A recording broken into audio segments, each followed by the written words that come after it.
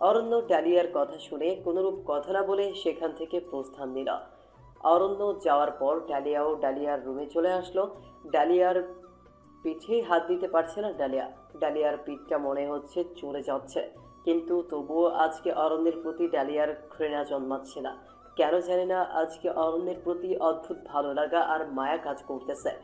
অনেকদিন পর ডালিয়ার এরকম কোনো ছেলের প্রতি মায়া জন্মালো। ডালিয়ার কাছে সব ছেলেকে নরপশু মনে হতো, এখন ডালিয়ার মনে হচ্ছে সব ছেলে এক না, সবাই শুধু মেয়েদের মাংসপিণ্ড ভাবে না, কিছু ছেলে মেয়েদের ভালোবাসা দিয়ে আগলেও রাখে। এসব ভাবতে ভাবতে ডালিয়া একটু চোখ বুঝলো। হঠাৎ অরণ্য ডালিয়ার রুমে আসলো। অরণ্যর আওয়াজ শুনে ডালিয়া চোখ খুললো আর খেয়াল করলো অরণ্যের হাতে কি একটা যেন। ডালিয়া মনে মনে ভাবতে লাগলো এবার হয়তো তার কপালে আরো দুঃখ আছে। ডালিয়া কাঁপা কাঁপা স্বরে বলল, অরণ্যবাবু, আপনি কিছু লাগবে? হুম। তুমি একটু ওই দিকে ফিরো। কোন দিকে? পিঠটা আমার দিকে ফিরাও। কেন? আমি কি আবার কোনো ভুল করেছি? এত প্রশ্ন করতেছো কেন? তোমাকে যা বলতেছি তাই করো। ডালিয়া অরণ্যের দিকে পিঠটা ফিরায়। অরণ্য খেয়াল করলো ডালিয়ার পিঠটা পুরে লাল হয়ে ফোসকা পড়ে গেছে। ডালিয়ার ক্ষতটা দেখে অরণ্য নিজেকে বকতে লাগলো, ভাবতে লাগলো এত বড় অমানুষী কিভাবে হলো, এত বড় কাপুরুষ কিভাবে হলো যে একটা মেয়ের গায়ে এত নির্মমভাবে আঘাত করেছে। অরণ্য এসব ভেবে নিজেকে আজকে খুব পশু লাগছে অরণ্যের। অরণ্য হাত থেকে মলমটা বের করে ডালিয়ার পিঠে লাগিয়ে দিল। ডালিয়া আহ করে উঠল। ডালিয়া খেয়াল করলো অরণ্য তার পিঠে মলম লাগিয়ে দিচ্ছে। ডালিয়া যেন ভেতরে ভেতরে স্বস্তির নিঃশ্বাস ফেলল। অরণ্যকে যতটা কঠোর ভেবেছিল অরণ্য তার থেকেও নরম মনের মানুষ। হয়তো পরিস্থিতি তাকে কঠোর করে দিয়েছে, কিন্তু মানুষটার ভেতরটা গভীর মায়া ভরা। অপরদিকে অরণ্য পিঠে মলম লাগাতে লাগাতে বলল, ডালিয়া, জানি না আমার মাথায় কি হয়। আমি তখন নিজেকে সামলাতে পারি না, নিজেকে খুব পাগল পাগল আর অস্থির লাগে, তাই তোমাকে আঘাত করি। তোমাকে তো আমি সুযোগ দিয়েছিলাম চলে যেতে, তুই চলে গেলে না কেন? এখানে থাকলে যে তোমাকে আরও কষ্ট পেতে হবে। কোথায় যাব বলুন? আমার যে যাবার জায়গা নাই। এখানে আছি তবু ভালো আছি, কারণ এখানে শুধু শারীরিক আঘাত পাচ্ছি, কিন্তু কেউ তো আর আমার শরীরটাকে খুবলে খুবলে খাচ্ছে না। আমাকে যেতে হলে তো সেই পতিতা পল্লীতেই যেতে হবে, আর সেখানে গেলে তো একের পর এক নরপশু আমাকে খুবলে খুবলে খাবে। এটা থেকে আমি এইখানে আছি, ঠের ভালো আছি। আমার এই সামান্য কষ্ট আমার কাছে কিচ্ছু না। আর আমাকে মেরে যদি আপনার একটু শান্তি হয় হোক। আপনার কাছে মেয়ে মানুষ সবচেয়ে ঘৃণিত বস্তু, আর আমার কাছে ছেলে মানুষ। দুজন দুজনের জায়গায় কষ্ট পাচ্ছি, একজন পুরুষের হাতের শিকার, আরেকজন নারীর ছলনার হাতে। কিন্তু এটা বুঝতে পেরেছি পৃথিবীতে সব পুরুষ এক না, এদের মধ্যেও ভালো আর খারাপ আছে। শুধু এটাই বলবো, আমি এখানে খুব ভালো আছি। এর কথাগুলো শুনে অরণ্যের যেন আরো বেশি অপরাধ বোধ কাজ করলো। একটা মেয়ে শাস্তি সে বিনা দোষে আরেকটা মেয়েকে দিল, এত বড় অন্যায় সে কিভাবে করলো? এসব ভেবে ভেবে অরণ্য ভেতরে ভেতরে কষ্ট পেতে লাগলো। অরণ্য কোনরূপ কথা না বলে চলে গেল। আর এইদিকে ডালিয়াও অরণ্যের এমন সহানুভূতি পেয়ে খুশিতে আত্মহারা। কিন্তু অরণ্যকে স্বাভাবিক জীবনে যে করেই হোক ফেরাতে হবে। কিন্তু কিভাবে ফেরাবে ডালিয়া? কারণ অরণ্য তো কোনো মেয়েকে বিশ্বাস করে না। মনে মনে ভাবলো আগে অরণ্যের মনে বিশ্বাস আনাতে হবে ভালোবাসা দিয়ে, কিন্তু কিভাবে? অনেক ভেবে ডালিয়া উপায় বের করে। ভাবলো অরণ্যকে স্বাভাবিক জীবনে আনতে হলে আগে অরণ্যের রুম থেকে এইসব ছবি উল্টাপাল্টা জিনিস দূর করতে হবে। ডালিয়া যা ভাবলো তাই করলো। মনে মনে ফাঁক খুঁজতেছিল যে অরণ্য কখন বের হবে। হঠাৎ খেয়াল করলো অরণ্য বাইরে গিয়েছে। ডালিয়া অরণ্যের রুমে গিয়ে মাবিহার ছবি, ডালিয়ার কাটা চুল, ডালিয়ার ছবি এগুলা খুলে ফেলে দিল। রহমত চাচা ডালিয়ার এসব দেখে বলল, চাচা মারলে মারুক, আমি অরণ্যের ভালোর জন্যই এমন করছি। তুমি কি চাও না অরণ্য স্বাভাবিক জীবনে ফিরে আসুক? যদি চাও তাহলে আমি যা বলি তাই করো। এই সব কিছু কোথায় ফেলছি অরণ্যকে বলবা না। মাহিবার যত ছবি আছে আর অরণ্যের মায়ের যত ছবি আছে সব ফেলে দাও চাচা। চাচা, তোমাকে এইসব নিয়ে ভাবতে হবে না, আমি ম্যানেজ করে নিব। আমাকে যতই আঘাত করুক সহ্য করে নিতে পারবো, তোমাকে চিন্তা করতে হবে না। তারপর ডালিয়া আর রহমত চাচা মিলে মাবিহা আর আসলতার সব স্মৃতি ফেলে দিল। ডালিয়া দেয়ালের লেখাগুলো মুছে দিল, বাড়িটা সুন্দর করে সাজালো। সব কাজ শেষে ডালিয়া অরণ্যের জন্য অপেক্ষা করতে লাগলো। কখন অরণ্য আসবে, এসে কি করবে, এইসব ভেবে ডালিয়া বারবার ভয়ে কুঁকড়ে যেতে লাগলো। আবার ভাবতে লাগলো যা হবার হবে। অরণ্যের জন্য এতটুকু করতে ডালিয়ার সমস্যা নেই। ঠিক সন্ধ্যার দিকে ডালিয়া টুংটাং কলিং বেলের আওয়াজ শুনল। ডালিয়া দৌড়ে গিয়ে দরজা খুলল। দরজা খুলে দেখলো অরণ্য এসেছে। অরণ্য বাড়িতে ঢুকে দেয়াল খেয়াল করে দেখলো কোনো লেখা নাই। চারপাশ খেয়াল করলো, দেখলো বাড়িটা নতুনভাবে গোছানো। তাড়াতাড়ি রুমে গেল। রুমে গিয়ে দেখলো সব কিছু উলটপালট, কোনো ছবিই নেই। অরণ্য এইসব দেখে রেগে মেগে আগুন হয়ে গেল। চিল্লায় চিল্লায় বলতে লাগলো, রহমত চাচা, রহমত চাচা, কোথায় তুমি? তাড়াতাড়ি আসো। রহমত চাচা অরণ্যের চিল্লানো শুনে তাড়াতাড়ি অরণ্যের কাছে গেল আর গিয়ে বলল, তুমি কি সত্যি বুঝতে পারছো না আমি কেন চিল্লাচ্ছি? আমার রুম থেকে মাবিহার ছবি কোথায় গেল? সারা বাড়ি এভাবে গোছানো হলো কেন? কথা বলছো না কেন? না মানে, না মানে করছো কেন? উত্তর দাও। কার এত বড় সাহস আমার অনুমতি ছাড়া আমার ঘরে ঢুকে আমার ঘর গুছিয়েছে? পাশ থেকে ডালিয়া বলে উঠল। অরণ্যবাবু, আমি করেছি। ডালিয়ার মুখ থেকে অরণ্য এই কথা শুনে আরো রেগে গেল। রেগে গিয়ে ডালিয়ার চুলের মুঠি ধরে বলতে লাগলো, তোর এত বড় সাহস কে দিছে? সকালে তোকে একটু দয়া দেখিয়েছি বলে এত বড় সাহস দেখাইছিস, তাই না? তোর সাহস হলো কিভাবে যে তুই আমার অনুমতি ছাড়া আমার ঘর গুছাইছিস? আপনি আমাকে যত পারুন মারুন, আমার কোনো কষ্ট নেই, কিন্তু আপনার জীবনটা পাল্টানোর জন্য এটুকু করা জরুরি ছিল। আমি চাই না আপনি এভাবে জীবন যাপন করুন, চাই না এভাবে কষ্ট পান। আপনার যদি আমাকে মেরে শান্তি হয় তাই করুন। অরণ্য ডালিয়ার কথা শুনে আরো রেগে গেল। চুল টানতে টানতে নিয়ে গেল সিঁড়ির কাছে। সিঁড়ির কাছে নিয়ে গিয়ে টেনে হিঁচড়ে ফেলল। আর ডালিয়া সিঁড়ি থেকে গড়িয়ে গড়িয়ে নিচে পড়ে গেল। ডালিয়ার সাথে সাথে সেন্সলেস হয়ে গেল। রহমত চাচা ডালিয়ার কাছে দৌড়ে গেল আর গিয়ে দেখলো ডালিয়ার কোনো সারা শব্দ নেই। রহমত চাচা অরণ্যকে বলল, রহমত চাচার কথা শুনে তাৎক্ষণিক অরণ্যের মনে হলো সত্যিই তো সে এমন কেন করলো। ডালিয়াকে এতটা আঘাত করা তার ঠিক হয়নি। দৌড়ে নিচে নাম দৌড়ে নিচে নেমে ডালিয়ার হাত ধরে দেখলো তার পালস অনেক নেমে গেছে, শ্বাস প্রশ্বাস চলছে না। অরণ্য ভয় পেয়ে গেল। তাড়াতাড়ি করে ডালিয়াকে হাসপাতাল নিয়ে গেল। ডাক্তার ডালিয়াকে এমার্জেন্সিতে নিয়ে গেল। অরণ্য আর রহমত চাচা বাইরে দাঁড়িয়ে রইল। ডাক্তার অনেকক্ষণ চেক আপ করলো আর বাইরে এসে অরণ্যকে বলল। অরণ্য ডাক্তারের কথা শুনে থমকে গেল, এটা ভেবে যে তার জন্য আজকে একটা নির্দোষ মেয়ে মরতে যাচ্ছে। যেই মেয়েটা কিনা তার ভালো করতে গেছিল, এতটা নিষ্ঠুর সে কিভাবে হলো এটাই ভাবতে লাগলো। তাড়াতাড়ি গেল ডালিয়াকে ভর্তির জন্য।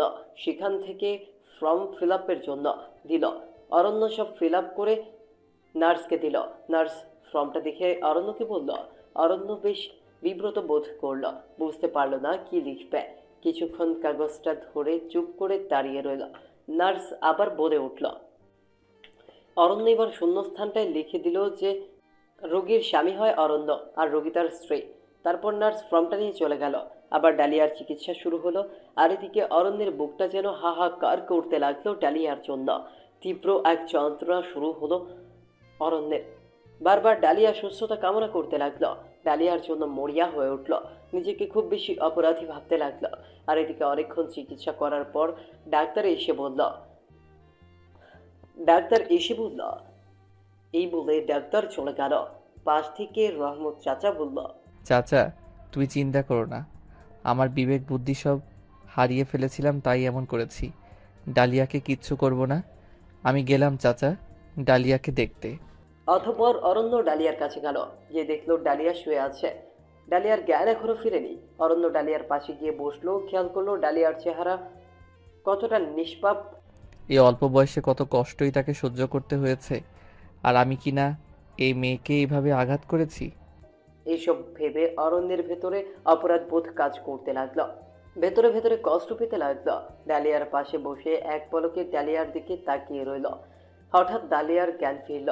জ্ঞান ফেরার সাথে সাথে অরণ্য ডালিয়াকে বলল, ডালিয়া, সরি। তোমাকে আমি এত বড় কষ্ট দিয়ে ফেলছি, এজন্য সরি। আঘাত পেতে পেতে আমি যে এক অমানুষ হয়ে গিয়েছিলাম। তুমি আমাকে ক্ষমা করে দাও। আজকে তোমার কিছু হলে নিজেকে ক্ষমা করতে পারতাম না। এই বলে অরণ্য ডালিয়ার হাত ধরল। আর ডালিয়া অরণ্যের দিকে তাকিয়ে দেখলো অরণ্যের চোখে পানি ছলছল করছে। এই অরণ্য তো অন্য এক অরণ্য। ডালিয়া বুঝতে পারলো এটা আর প্রথম দিন দেখা সেই অরণ্য না। এই যে এক অন্য অরণ্য, যার বুকের ভেতর শুধু মায়া আর মায়া। ডালিয়া অরণ্যের চোখের দিকে তাকিয়ে বলল, আপনি দয়া করে কষ্ট পাবেন না, এটা ভাগ্যের ছিল। আর আমি তো এখন সুস্থ। আপনি কষ্ট পেলে আমার খুব খারাপ লাগে। আপনার কষ্ট সহ্য করতে আমার কষ্ট লাগে। অরণ্য এবার ডালিয়ার কথা শুনে আরো বেশি চমকে গেল। একটা মেয়েকে সে এত কষ্ট দিল আর মেয়েটা কিছু না বলে উল্টা আরো সান্ত্বনা দিচ্ছে। এইসব ভেবে অরণ্যের চোখের মেঘ যেন বৃষ্টি হয়ে নেমে গেল। আর ডালিয়াকে বলল, আমি কথা দিচ্ছি, আমি আর তোমাকে আঘাত করব না। তুমি আর কষ্ট পাবে না কখনো। তোমাকে আর কষ্ট পেতে দিব না। তোমাকে সবসময় খুশি রাখার চেষ্টা করব।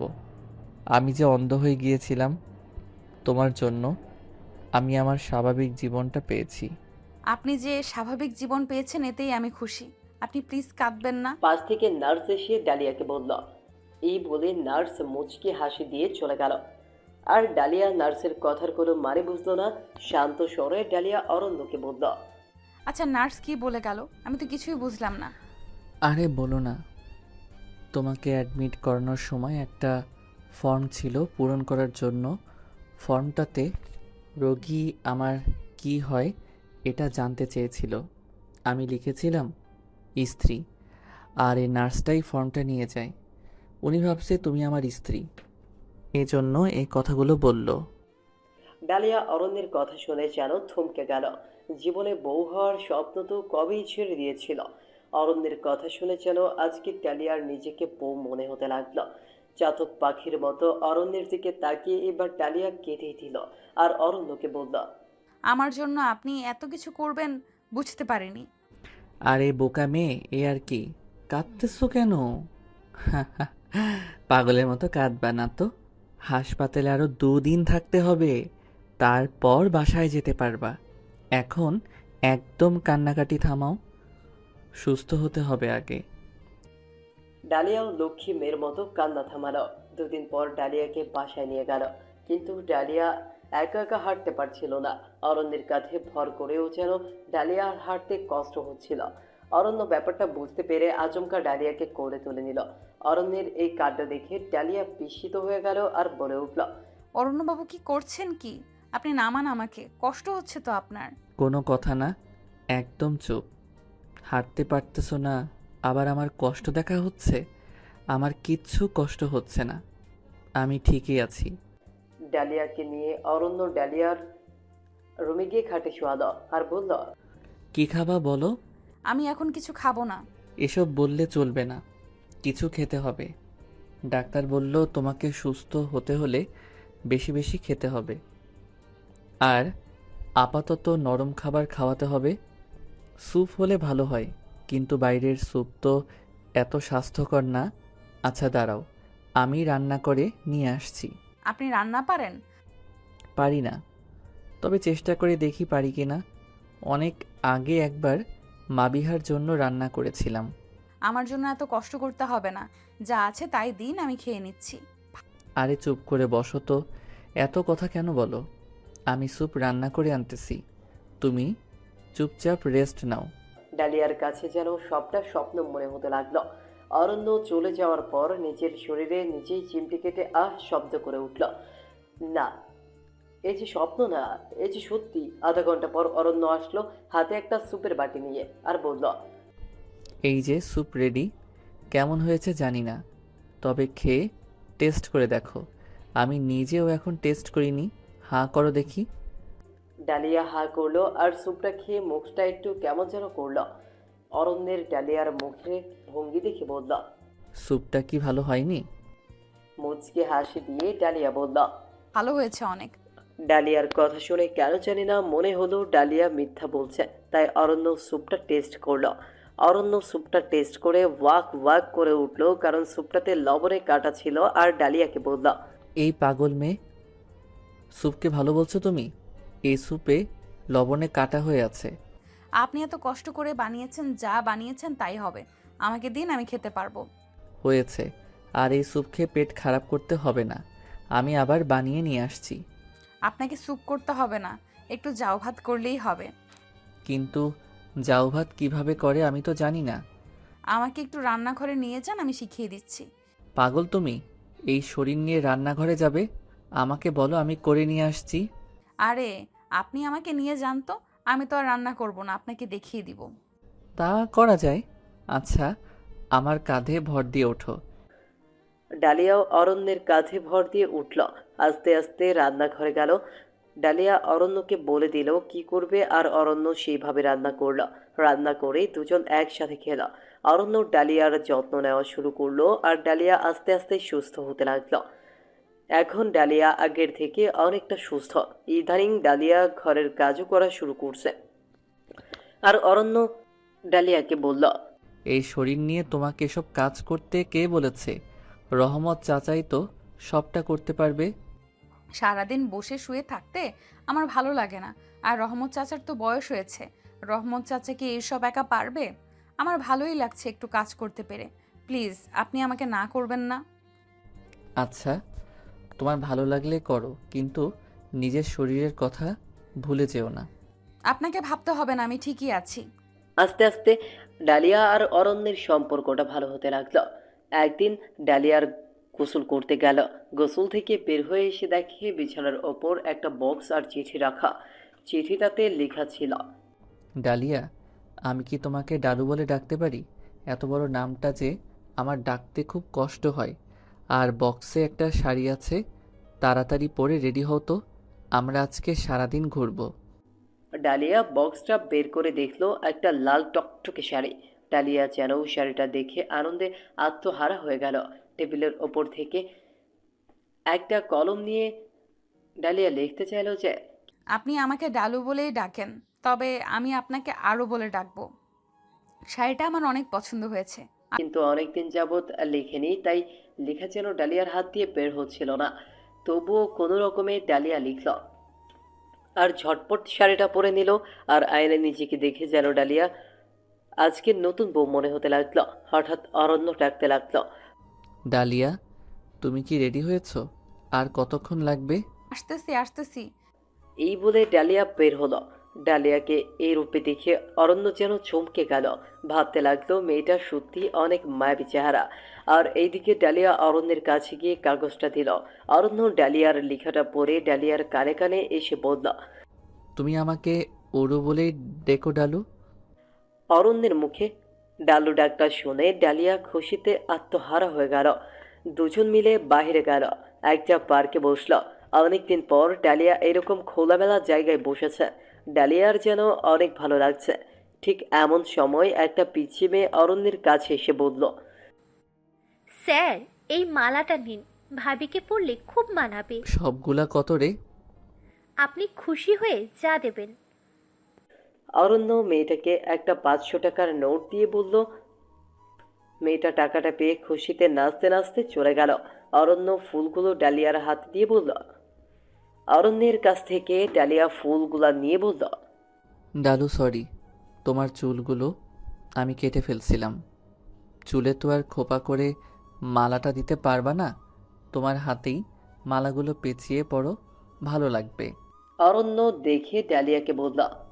বাহ ডালু, তোমাকে তো বেশ সুন্দর লাগছে। অরণ্যের কথা শুনে ডালিয়া বেশ লজ্জা পেল। লজ্জায় মাথা নত করে ফেলল। তারপর অরণ্য বলল, থাক, আর লজ্জা পেতে হবে না, চলেন রেস্টুরেন্টে গিয়ে কিছু খাওয়া যাক। তারপর দুজন মিলে রেস্টুরেন্টে গেল। ডালিয়া এমন রেস্টুরেন্টে প্রথম দেখেছে। চারদিক কত সুন্দর করে সাজানো। অরণ্য খাবার অর্ডার করলো। খাবার চলেও আসলো, কিন্তু ডালিয়া বুঝতে পারলো না সে কাঁটা চামচ দিয়ে কিভাবে খাবে। অপরদিকে অরণ্য খাওয়া শুরু করে দিল। অরণ্যকে দেখে সেভাবে খাওয়ার চেষ্টা করলো, কিন্তু পারল না। অরণ্য ডালিয়ার দিকে খেয়াল করে দেখলো ডালিয়া এখনো কিছু খায়নি। অরণ্য বেশ ভালোই বুঝতে পারলো ডালিয়া কাঁটা চামচ দিয়ে খেতে পারছে না। তাই অরণ্য চামচ রেখে হাতে খাওয়া শুরু করলো। ডালিয়া এটা দেখে একটু স্বস্তি পেল। সেও খাওয়া শুরু করলো। খাওয়া শেষে দুজন মিলে আরো ঘুরলো। আস্তে আস্তে সন্ধ্যা ঘনিয়ে আসলো। রাস্তার পাশে স্টেডিয়াম বাতিগুলো জ্বলে উঠল। ডালিয়ার যে কি ভালো লাগছে ডালিয়া নিজেই বুঝতে পারছে না। গুটি গুটি পায়ে স্টেডিয়াম বাতির নিচে দুজন হেঁটে কথা বলতে লাগলো। কত কথা যে বললো হিসাব নেই। দুজনের সবকিছু শেয়ার করে দুজন যেন একাকারে মিশে গেল। রাতে বাসায় ফিরল। ধীরে ধীরে ডালিয়া আর অরণ্যের সম্পর্কটা বেশ জমে উঠল। কিন্তু এর মধ্যে হঠাৎ অরণ্যের কল আসলো। অরণ্য কল ধরে দেখলো মাবিহা। মাবিহার কল ধরার পর বলল, মাবিহা বলল, আর আকাশ, তুমি তো অরণ্যকে চিনোই। হ্যালো অরণ্য, আমাকে মাফ করে দাও, আমাকে আর কষ্ট দিও না। আমি আমার ভুলটা বুঝতে পেরেছি, আমাকে আর যন্ত্রণা দিও না। তোমার সাথে এসব করা আমার ঠিক হয়নি। সেদিন আমি আকাশের ভালোবাসায় অন্ধ হয়ে গিয়েছিলাম। বুঝতে পারিনি বুঝতে পারিনি কি করব। না বুঝে অন্যায় করে ফেলেছি। তুমি আমাকে মাফ করে দাও অরণ্য। আমাকে আর আঘাত করো না, আমাকে তোমার জীবনে ফিরিয়ে নাও। আমি আর এমন করব না। শেষবারের মতো আমাকে একটা সুযোগ দাও। মাবিহা, কতবার বলেছি তোমাকে যে আমাকে আর কল দিবে না, আমাকে আর কল দিয়ে বিরক্ত করবে না। তুমি কল দিলে আমার বিরক্ত লাগে। পৃথিবীতে কাউকে যদি ঘৃণা করি সেটা তোমাকে। আর কতবার তোমাকে এ কথা বলতে হবে? অরণ্য, আমি জানি তুমি আমার উপর রেগে আছো। আমি জানি তুমি আমাকে এখনো ভালোবাসো। প্লিজ অরণ্য, আমাকে ফিরিয়ে দিও না। আমি আমার ভুলটা বুঝতে পেরেছি। আমি তোমাকে ভালোবাসি না মাবিহা। আর কতবার এ কথাটা তোমাকে বলতে হবে? মাবিহা প্লিজ, আমাকে বিরক্ত করো না। আমার একদম ভালো লাগছে না তোমার সাথে কথা বলতে। তুমি প্লিজ আমাকে আর কল দিও না। প্লিজ অরণ্য, এরকম করো না। আচ্ছা, ইদানিং তোমাকে একটা মেয়ের সাথে প্রায়ই ঘুরতে দেখা যায়। মেয়েটা কে? ও, আমার ব্যাপারে ইনফরমেশন নেওয়াও শেষ তোমার? মেয়েটাকে জেনে তোমার কি হবে? প্লিজ বলো, মেয়েটা তোমার কি হয়? মেয়েটা আমার বউ হয়। অরণ্য, তুমি এই মেয়েকে বিয়ে করেছো? হ্যাঁ, করেছি। কেন, কোনো সমস্যা? তুমি কি জানো এই মেয়ের পরিচয়? এই মেয়ে কে? ও, এই মেয়ের পরিচয় নেওয়াও শেষ? হ্যাঁ জানি। এই মেয়েকে জেনেই বিয়ে করেছি। তুমি জেনে শুনে এমন একটা মেয়েকে বিয়ে করেছো? হ্যাঁ করেছি। মেয়েটা আর যাই হোক তোমার মতো ছলনাময়ী না, তোমার মতো এত নিকৃষ্ট না, তোমার মতো প্রতারক না। অরণ্য, তুমি আমাকে এভাবে বলতে পারলে? ওই মেয়েটার সাথে আমার তুলনা করতে পারলে? হ্যাঁ পারলাম। প্লিজ মাবিহা, আমি এখন বিবাহিত। আমার বউ জানলে খুব কষ্ট পাবে। তুমি প্লিজ আর কল দিও না। আমাদের দাম্পত্য জীবনে কাটা হয়ে দাঁড়িও না। অরণ্য, প্লিজ আমার কথাটা শোনো। আর কোনো কথা শোনার নেই। এই বলে অরণ্য মাবিহার কল কেটে দিল। আর এইদিকে ডালিয়া বুঝতে পারলো মাবিহার কল দিয়েছিল। ডালিয়া অরণ্যকে জিজ্ঞেস করলো, মাহিবা কল দিয়েছিল কেন? আমার কাছে আবার ফিরে আসতে চাই এজন্য। তাহলে আকাশের সাথে মাহিবার কি হয়েছে? আকাশের সাথে মাবিহার ডিভোর্স হয়েছে 2 বছর যাবৎ। এরপর অনেকবার কল দিয়েছে, আমার কাছে ফিরে আসতে চেয়েছে, কিন্তু আমি তাকে গ্রহণ করিনি। আপনি তো মাহিবাকে ভালোবাসেন। মাহিবা যেহেতু আসতে চাচ্ছে তাহলে ফিরিয়ে নিয়ে আসুন। না, এটা আর সম্ভব না। আমি মাবিহাকে ঘৃণা করি।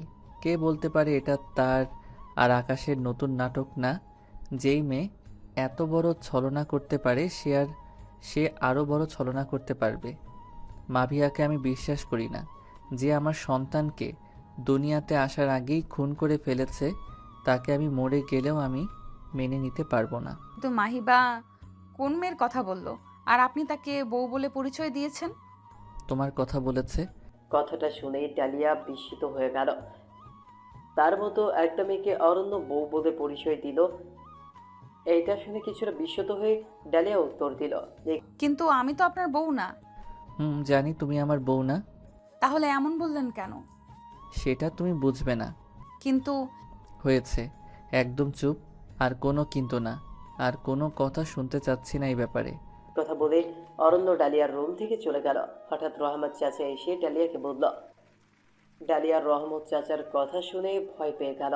তাড়াতাড়ি অরণ্যের রুমে গেল। আর গিয়ে দেখলো অরণ্যের রুমের লাইট বন্ধ।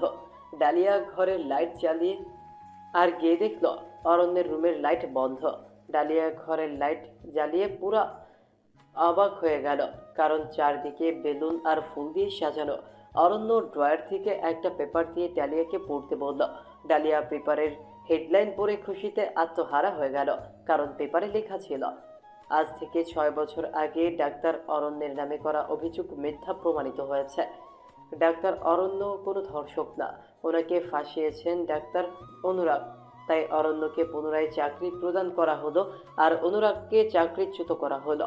ডালিয়া সংবাদটা পড়ে খুশিতে যেন পাগল হয়ে যাবে মনে হচ্ছে। পাশ থেকে অরণ্য বলে উঠল। সারপ্রাইজটা কেমন লাগলো? ডালিয়া আধো আধো কণ্ঠে জবাব দিল। এইভাবে কেউ সারপ্রাইজ দেয়? আমি তো ভয় পেয়ে গেছিলাম, ভেবেছিলাম কি না কি হয়েছে। তুমি থাকতে আমার কিচ্ছু হবে না ডালু। কিন্তু আপনি এটা কিভাবে করলেন? এত কিছু হয়ে গেল আর আমাকে আগে কিছু জানালেন না। আরে পাগলি, সারপ্রাইজ দিব বলে জানাইনি। এটার মামলা আমি আগেই করেছিলাম। মাঝখান দিয়া আমার প্রবলেমের জন্য মামলাটা আর চালিয়ে যাইনি। তোমার কাছে এসে জীবনের মানেটা বুঝি নতুন করে, তারপর আবার মামলা ওপেন করি। নার্সকে জিজ্ঞেস করি, নার্সও তার ভুল বুঝতে পেরেছে, আবার কোর্টে গিয়ে আমার পক্ষে সাক্ষী দেয় আর রায় আমার পক্ষে আসে। তা কেমন লাগলো সারপ্রাইজটা? সারপ্রাইজটা অনেক ভালো লাগলো, অনেক খুশি হয়েছি। এতটা খুশি হয়েছি বলে বোঝাতে পারবো না। আমিও আজকে অনেক খুশি। আবার নতুন করে সব শুরু করব, ডাক্তারি প্র্যাকটিস করব। আর তোমার জন্য একটা টিচার রেখেছি, তোমাকে যেন একটু শেখাতে পারে। কালকে থেকে তোমার টিচার আসবে, তোমাকে টুকিটাকি শিখাবে। কিন্তু পড়ালেখা তো কবেই ছেড়ে দিয়েছি, আমি কি পারবো আবার সব শুরু করতে? ভালো ভয় লাগছে অনেক। আরে পাগলি, ভয় পাওয়ার কিচ্ছু নেই, আমি আছি তো। ডালিয়া অরণ্যকে যতই দেখছে ততই যেন ডালিয়ার মনে হচ্ছে এ কি সত্যি অরণ্যবাবু নাকি স্বপ্ন। ডালিয়া নিজের চোখকেও বিশ্বাস করতে পারছে না। পরদিন সকালে ডালিয়াকে অরণ্য ডাকতে লাগলো। ডালু, ডালু নিচে আসো। আসতেছি। ডালিয়া নিচে গিয়ে দেখলো একটা লোক। লোকটাকে দেখে ডালিয়া ভয় কুঁকড়ে গেল, আর লোকটাও ডালিয়াকে দেখে রহস্যময় হাসি দিতে লাগলো। অরণ্য ডালিয়াকে বলল। ডালিয়া, উনি রায়হান সাহেব, তোমাকে আজকে থেকে পড়াবে। আর রায়হান সাহেব ও ডালিয়া আমার স্ত্রী আর আপনার ছাত্রী। আজকে থেকে ওকে পড়ানোর দায়িত্ব আপনার। লোকটা অবাক হয়ে অরণ্যকে আবার জিজ্ঞেস করলো। উনি আমার স্ত্রী? হ্যাঁ, আমার স্ত্রী। আপনি ওকে পড়ানো শুরু করুন। রায়হান সাহেব ডালিয়াকে পড়াতে বসলো। ডালিয়াকে লক্ষ্য করে বলল। এই বলে লোকটা ডালিয়ার শরীরে হাত দিতে লাগলো। ডালিয়া সেখান থেকে উঠে চলে আসলো আর রুমে এসে কাঁদতে লাগলো। অরণ্য ডালিয়াকে এরকম করতে দেখে অবাক হলো। ডালিয়ার কাছে গিয়ে জিজ্ঞেস করলো। ডালিয়া, তুমি এভাবে চলে আসলে যে, কি হয়েছে? ডালিয়া কাঁদো কাঁদো কণ্ঠে বলল। লোকটা এর আগে অনেকবার পতিতাপল্লীতে গিয়েছিল, আজকে লোকটা আমাকে আবার দেখে কুপ্রস্তাব দিচ্ছিল। ডালিয়ার কথা শুনে অরণ্য রেগে গিয়ে নিচে গেল রায়হান সাহেবকে। আপনার সাহস কি করে হয় আমার স্ত্রীকে উল্টা পাল্টা বলার? আর আপনি বুঝি খুব ভালো ছেলে? আপনার মতো কাপুরুষরা যখন ওদের ভোগ করতে যায় তখন আপনারা নিজেকে খুব সাধু মনে করেন, তাই না? আর ওদেরকে নষ্টা বলতে মুখে আটকায় না। ওদেরকে ভোগ করার সময় আপনাদের নীতিবাক্য কোথায় থাকে? লজ্জা লাগে না একটা টিচার হয়ে এত নোংরা কাজ করেন? আবার অন্য মেয়েকে অপবাদ দেন। বের হন আমার বাসা থেকে। বলেন। রায়হান সাহেব অরণ্যের কথা শুনে লজ্জিত হয়ে বের হয়ে গেল। ডালিয়া অরণ্যের কথা শুনে বিস্মিত হলো। এই প্রথম কোনো ছেলে যেন ডালিয়ার মনের কথাগুলো বলল। ডালিয়ার মনটাকে বুঝতে পারলো। অরণ্যের প্রতিটা ব্যবহার যেন ডালিয়াকে অরণ্যের প্রতি আরো দুর্বল করে দিতে লাগলো। অপরদিকে অরণ্য ডালিয়ার কাছে এসে বলল।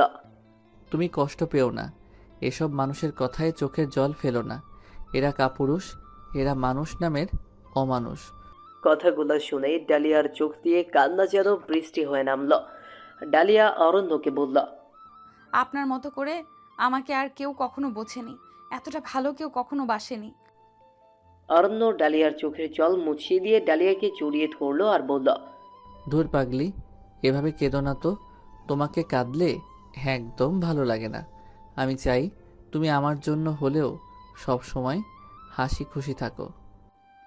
ঠিক এই মুহূর্তে অরণ্যের ফোনে মাবিহার কল আসলো আর অরণ্য ফোনটা কেটে দিল। মাবিহা আবার ফোন করলো আর অরণ্য ফোনটা আবার কেটে দিল। পাশ থেকে ডালিয়া বলে উঠল। আপনি বারবার ফোন কাটছেন কেন? কে ফোন দিয়েছে? ধরছেন না কেন? মাবিহা কল দিয়েছে। ধরে দেখুন কি বলে, কোনো দরকার আছে কিনা। আমি চাচ্ছি না ওর কল ধরতে। নতুন কোনো নাটক সাজিয়েছে হয়তো। এখন আর ফোন ধরার কোনো ইচ্ছা নেই।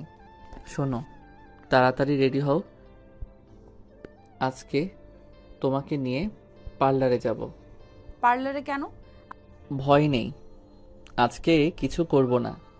তোমার চুলে সুন্দর একটা হেয়ার কাট দিয়ে নিয়ে আসবো।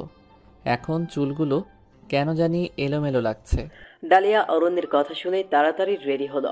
দুজন মিলে পার্লারে গেল। পার্লারের মহিলা ডালিয়াকে জিজ্ঞেস করলো কি কাট দিব বলুন। ডালিয়া চুপ করে রইল, কারণ সে বুঝতে পারছিল না কি বলবে। হঠাৎ অরণ্য বলে উঠল, ওর চুল তো ছোট, আপনি শর্ট লেয়ারটা দিয়ে দিন, ওকে মানাবে বেশ। পার্লারের মহিলা অরণ্যের কথা মতো ডালিয়াকে শর্ট লেয়ার কাট দিয়ে দিল। কাটা শেষে ডালিয়া আয়নায় নিজেকে দেখে নিজেই চিনতে পারল না, কারণ ডালিয়াকে বেশ সুন্দর দেখাচ্ছিল। এই কাটটা ডালিয়াকে বেশ মানিয়েছে। অরণ্য ডালিয়াকে বলল, বাহ, তোমাকে তো বেশ সুন্দর লাগছে, একদম পরীর মতো লাগছে। ডালিয়া লজ্জায় লাল হয়ে গেল। তারপর দুজন পার্লার থেকে বের হয়ে শপিংয়ে গেল। ডালিয়ার জন্য বিভিন্ন জিনিস কিনল। ডালিয়া অরণ্যের জন্য একটা শার্ট পছন্দ করে দিল। শপিং শেষে রেস্টুরেন্টে বসে দুজন খেয়ে আস্তে আস্তে সন্ধ্যা হয়ে গেল। আজকে কেন জানি না ডালিয়ার খুব ইচ্ছে হচ্ছে সোডিয়াম বাতির নিচে বসে বাদাম খেতে আর আড্ডা দিতে।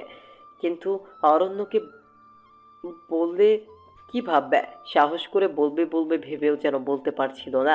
হুট করেই বলেই ফেলল, আচ্ছা, 10 টাকার বাদাম কিনবেন। তা কিনা যায়, কিন্তু হঠাৎ হলুদ বাতির নিচে বসে আপনার সাথে বাদাম খেতে খুব ইচ্ছে করছে, এই জন্য একটু আড্ডা দিতে ইচ্ছে করছে। আইডিয়াটা খারাপ দাওনি, দাঁড়াও আমি বাদাম কিনে আনতেছি। অরণ্য ডালিয়াকে দাঁড় করিয়ে রেখে বাদাম কিনে আনলো। দুজন মিলে সোডিয়াম বাতির নিচে বসলো। কত কথাই যে বললো তারা। অরণ্য ডালিয়ার বাচ্চা বাচ্চা কথাগুলো বেশ উপভোগ করতে লাগলো। আর সত্যি তো ডালিয়া একটা বাচ্চা, কারণ ডালিয়া তো অরণ্যের 18 বছরের ছোট। অরণ্য খুব মনোযোগ দিয়ে ডালিয়ার কথা শ্রবণ করতে লাগলো। ডালিয়া বলতেছিল, দেখুন আমাকে আর আপনাকে এ বাতির নিচে কেমন হলুদ হলুদ দেখাচ্ছে। হা হা হা, ডালু, এটাকে সোডিয়াম বাতি বলে। কি বাতি বললেন? সোডিয়াম বাতি। এটা আবার কেমন নাম? আমি হলুদ বাতি বলেই ডাকবো। হা হা হা, তোমার যা ইচ্ছা ডেকো। এখন কি বাসায় যাবা না? অনেকক্ষণ তো আড্ডা দিলা, রাত তো বেশ হলো, চারপাশও শান্ত হয়ে যাচ্ছে। চলো গাড়িতে, চলো বাসায় যাই। গাড়িতে উঠতে আজকে মন চাচ্ছে না। চলেন আজকে রিক্সা দিয়ে যাই, আমার রিক্সা দিয়ে ঘোরার খুব ইচ্ছা। ডালিয়াকে যত দেখছে অরণ্য ততই মুগ্ধ হচ্ছে। এটা ভেবে বিস্মিত হচ্ছে কত অল্পেই মেয়েটা খুশি হয়ে যায়। তারপর হাসি মুখে অরণ্য উত্তর দিল, আচ্ছা, তাহলে ড্রাইভারকে বলি চলে যাওয়ার জন্য, আজকে আমরা রিক্সা দিয়েই যাব। ডালিয়া লাজুক সুরে উত্তর দিল। আচ্ছা। এরপর দুজন মিলে রিকশায় উঠল। খোলা আকাশের নিচে রিকশায় চড়তে দুজনের বেশ ভালোই লাগছে। হালকা মৃদুমন্দ বাতাস দুজনের মনে আর শরীরে শিহরণ দিতে লাগলো। চারদিকে তাকিয়ে দেখলো ব্যস্ত শহরটা থমথমে নিস্তব্ধ হয়ে গেল। ডালিয়া হুট করে অরণ্যের কাঁধে মাথা রাখলো। অরণ্য ডালিয়াকে বেশ আঁটোসাঁটোভাবে জড়িয়ে ধরে রাখলো। এখন ডালিয়ার নিজেকে সবচেয়ে সুখী মনে হচ্ছে। কিছুক্ষণ পর বাসায় ফিরল। বাসায় ফিরে যা যা কিনলো তা বের করে ডালিয়া দেখতে লাগলো। খেয়াল করলো অরণ্য ডালিয়াকে একটা নীল শাড়ি কিনে দিয়েছে। ডালিয়া শাড়িটা নিয়ে আনন্দে নাচতে লাগলো। ডালিয়া শাড়িটার ভাঁজ খুলে পরল। পরার পর ডালিয়া যখন আয়নায় নিজেকে দেখলো, ডালিয়ার মনে হলো ডালিয়াকে একটা নীল পরে লাগছে। ঠোঁটে হালকা লিপস্টিক পরল, কপালে কালো একটা টিপ পরল। তারপর অরণ্যের কাছে গেল। অরণ্য ডালিয়ার সৌন্দর্যে মুগ্ধ হয়ে গেল। ডালিয়ার হেয়ার কাট, শাড়ি আর হালকা সাজটা ডালিয়াকে এত মানিয়েছে যা অরণ্যকে বিমোহিত করে তুলল। ডালিয়াকে দেখে অরণ্য ডালিয়াকে জড়িয়ে ধরে ডালিয়ার কপালে একটা চুমু দিল। ঠিক এই সময় মাবিহা আবার কল দিল। এবার অরণ্য মাবিহার কলটা আবার কাটলো। কাটার পর মাবিহা আবার কল দিল। অরণ্য আবার কলটা কেটে দিল।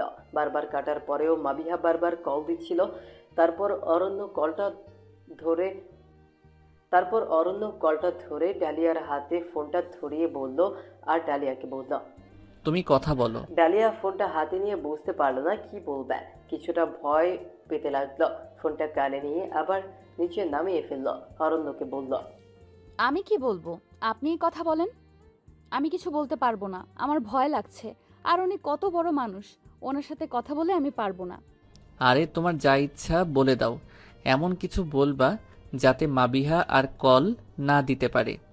ভয় পাবার কিছু নেই, কথা বলো তো, আমি আছি তো, কিছু হলে আমি দেখব। ডালিয়া অরণ্যের কথা শুনে আবার কানে ফোনটা ধরল। খেয়াল করলো মাবিহা হালো হালো করেই যাচ্ছে। ডালিয়া কিছুটা ভয়ে ভয়ে পড়ল। হ্যালো, কে বলছেন? কে বলছি মানে? তুমি কে? আমি কে মানে কি? আপনি কল দিয়েছেন, কাকে কল দিয়েছেন জানেন না, আবার আমাকে জিজ্ঞেস করছেন আমি কে? এটা তো অরণ্যের মোবাইল। তুমি কে? তুমি অরণ্যের মোবাইল নিয়ে কি করছো? সেটার জবাব আমি আপনাকে দিতে বাধ্য না। অরণ্যকে দাও। ওরও ব্যস্ত, এখন কথা বলা যাবে না। আর ওরও চায়ও না আপনি ওকে ফোন দিন, সুতরাং শুধু শুধু ওকে ফোন দিয়ে বিরক্ত করবেন না। তোমার সাহস কি করে হয় অরণ্যের ফোন ধরে এ টাইপ কথা বলতে? তুমি কি ওই মেয়েটা যে অরণ্যের মাথা খেয়েছো?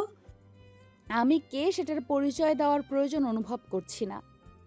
আপনার সাহস কি করে হয় এত রাতে একজন পরপুরুষকে কল দেওয়ার? অরণ্য পরপুরুষ না, অরণ্য আমার স্বামী আর আমি ওর স্ত্রী। আপনি বেশ হাসালেন। স্ত্রীর আগে প্রাক্তন কথাটা লাগালে ঠিক ছিল, কারণ বর্তমানে তো আপনি ওর স্ত্রী না। আপনাদের ডিভোর্স হয়ে গেছে অনেক আগেই। এখন কোন যুক্তিতে আপনি নিজেকে ওর স্ত্রী বলে দাবি করছেন? আর আপনার বিয়ে তো আকাশের সাথে হয়েছে, পরিচয় দিলে আকাশের পরিচয় দিন, কল দিলে আকাশকে দিন। ওরুকে কেন ডিস্টার্ব করছেন? দেখো মেয়ে, বেশি বাড়াবাড়ি করছো। অরণ্যকে দাও বলছি, অরণ্যের সাথে আমার কথা আছে।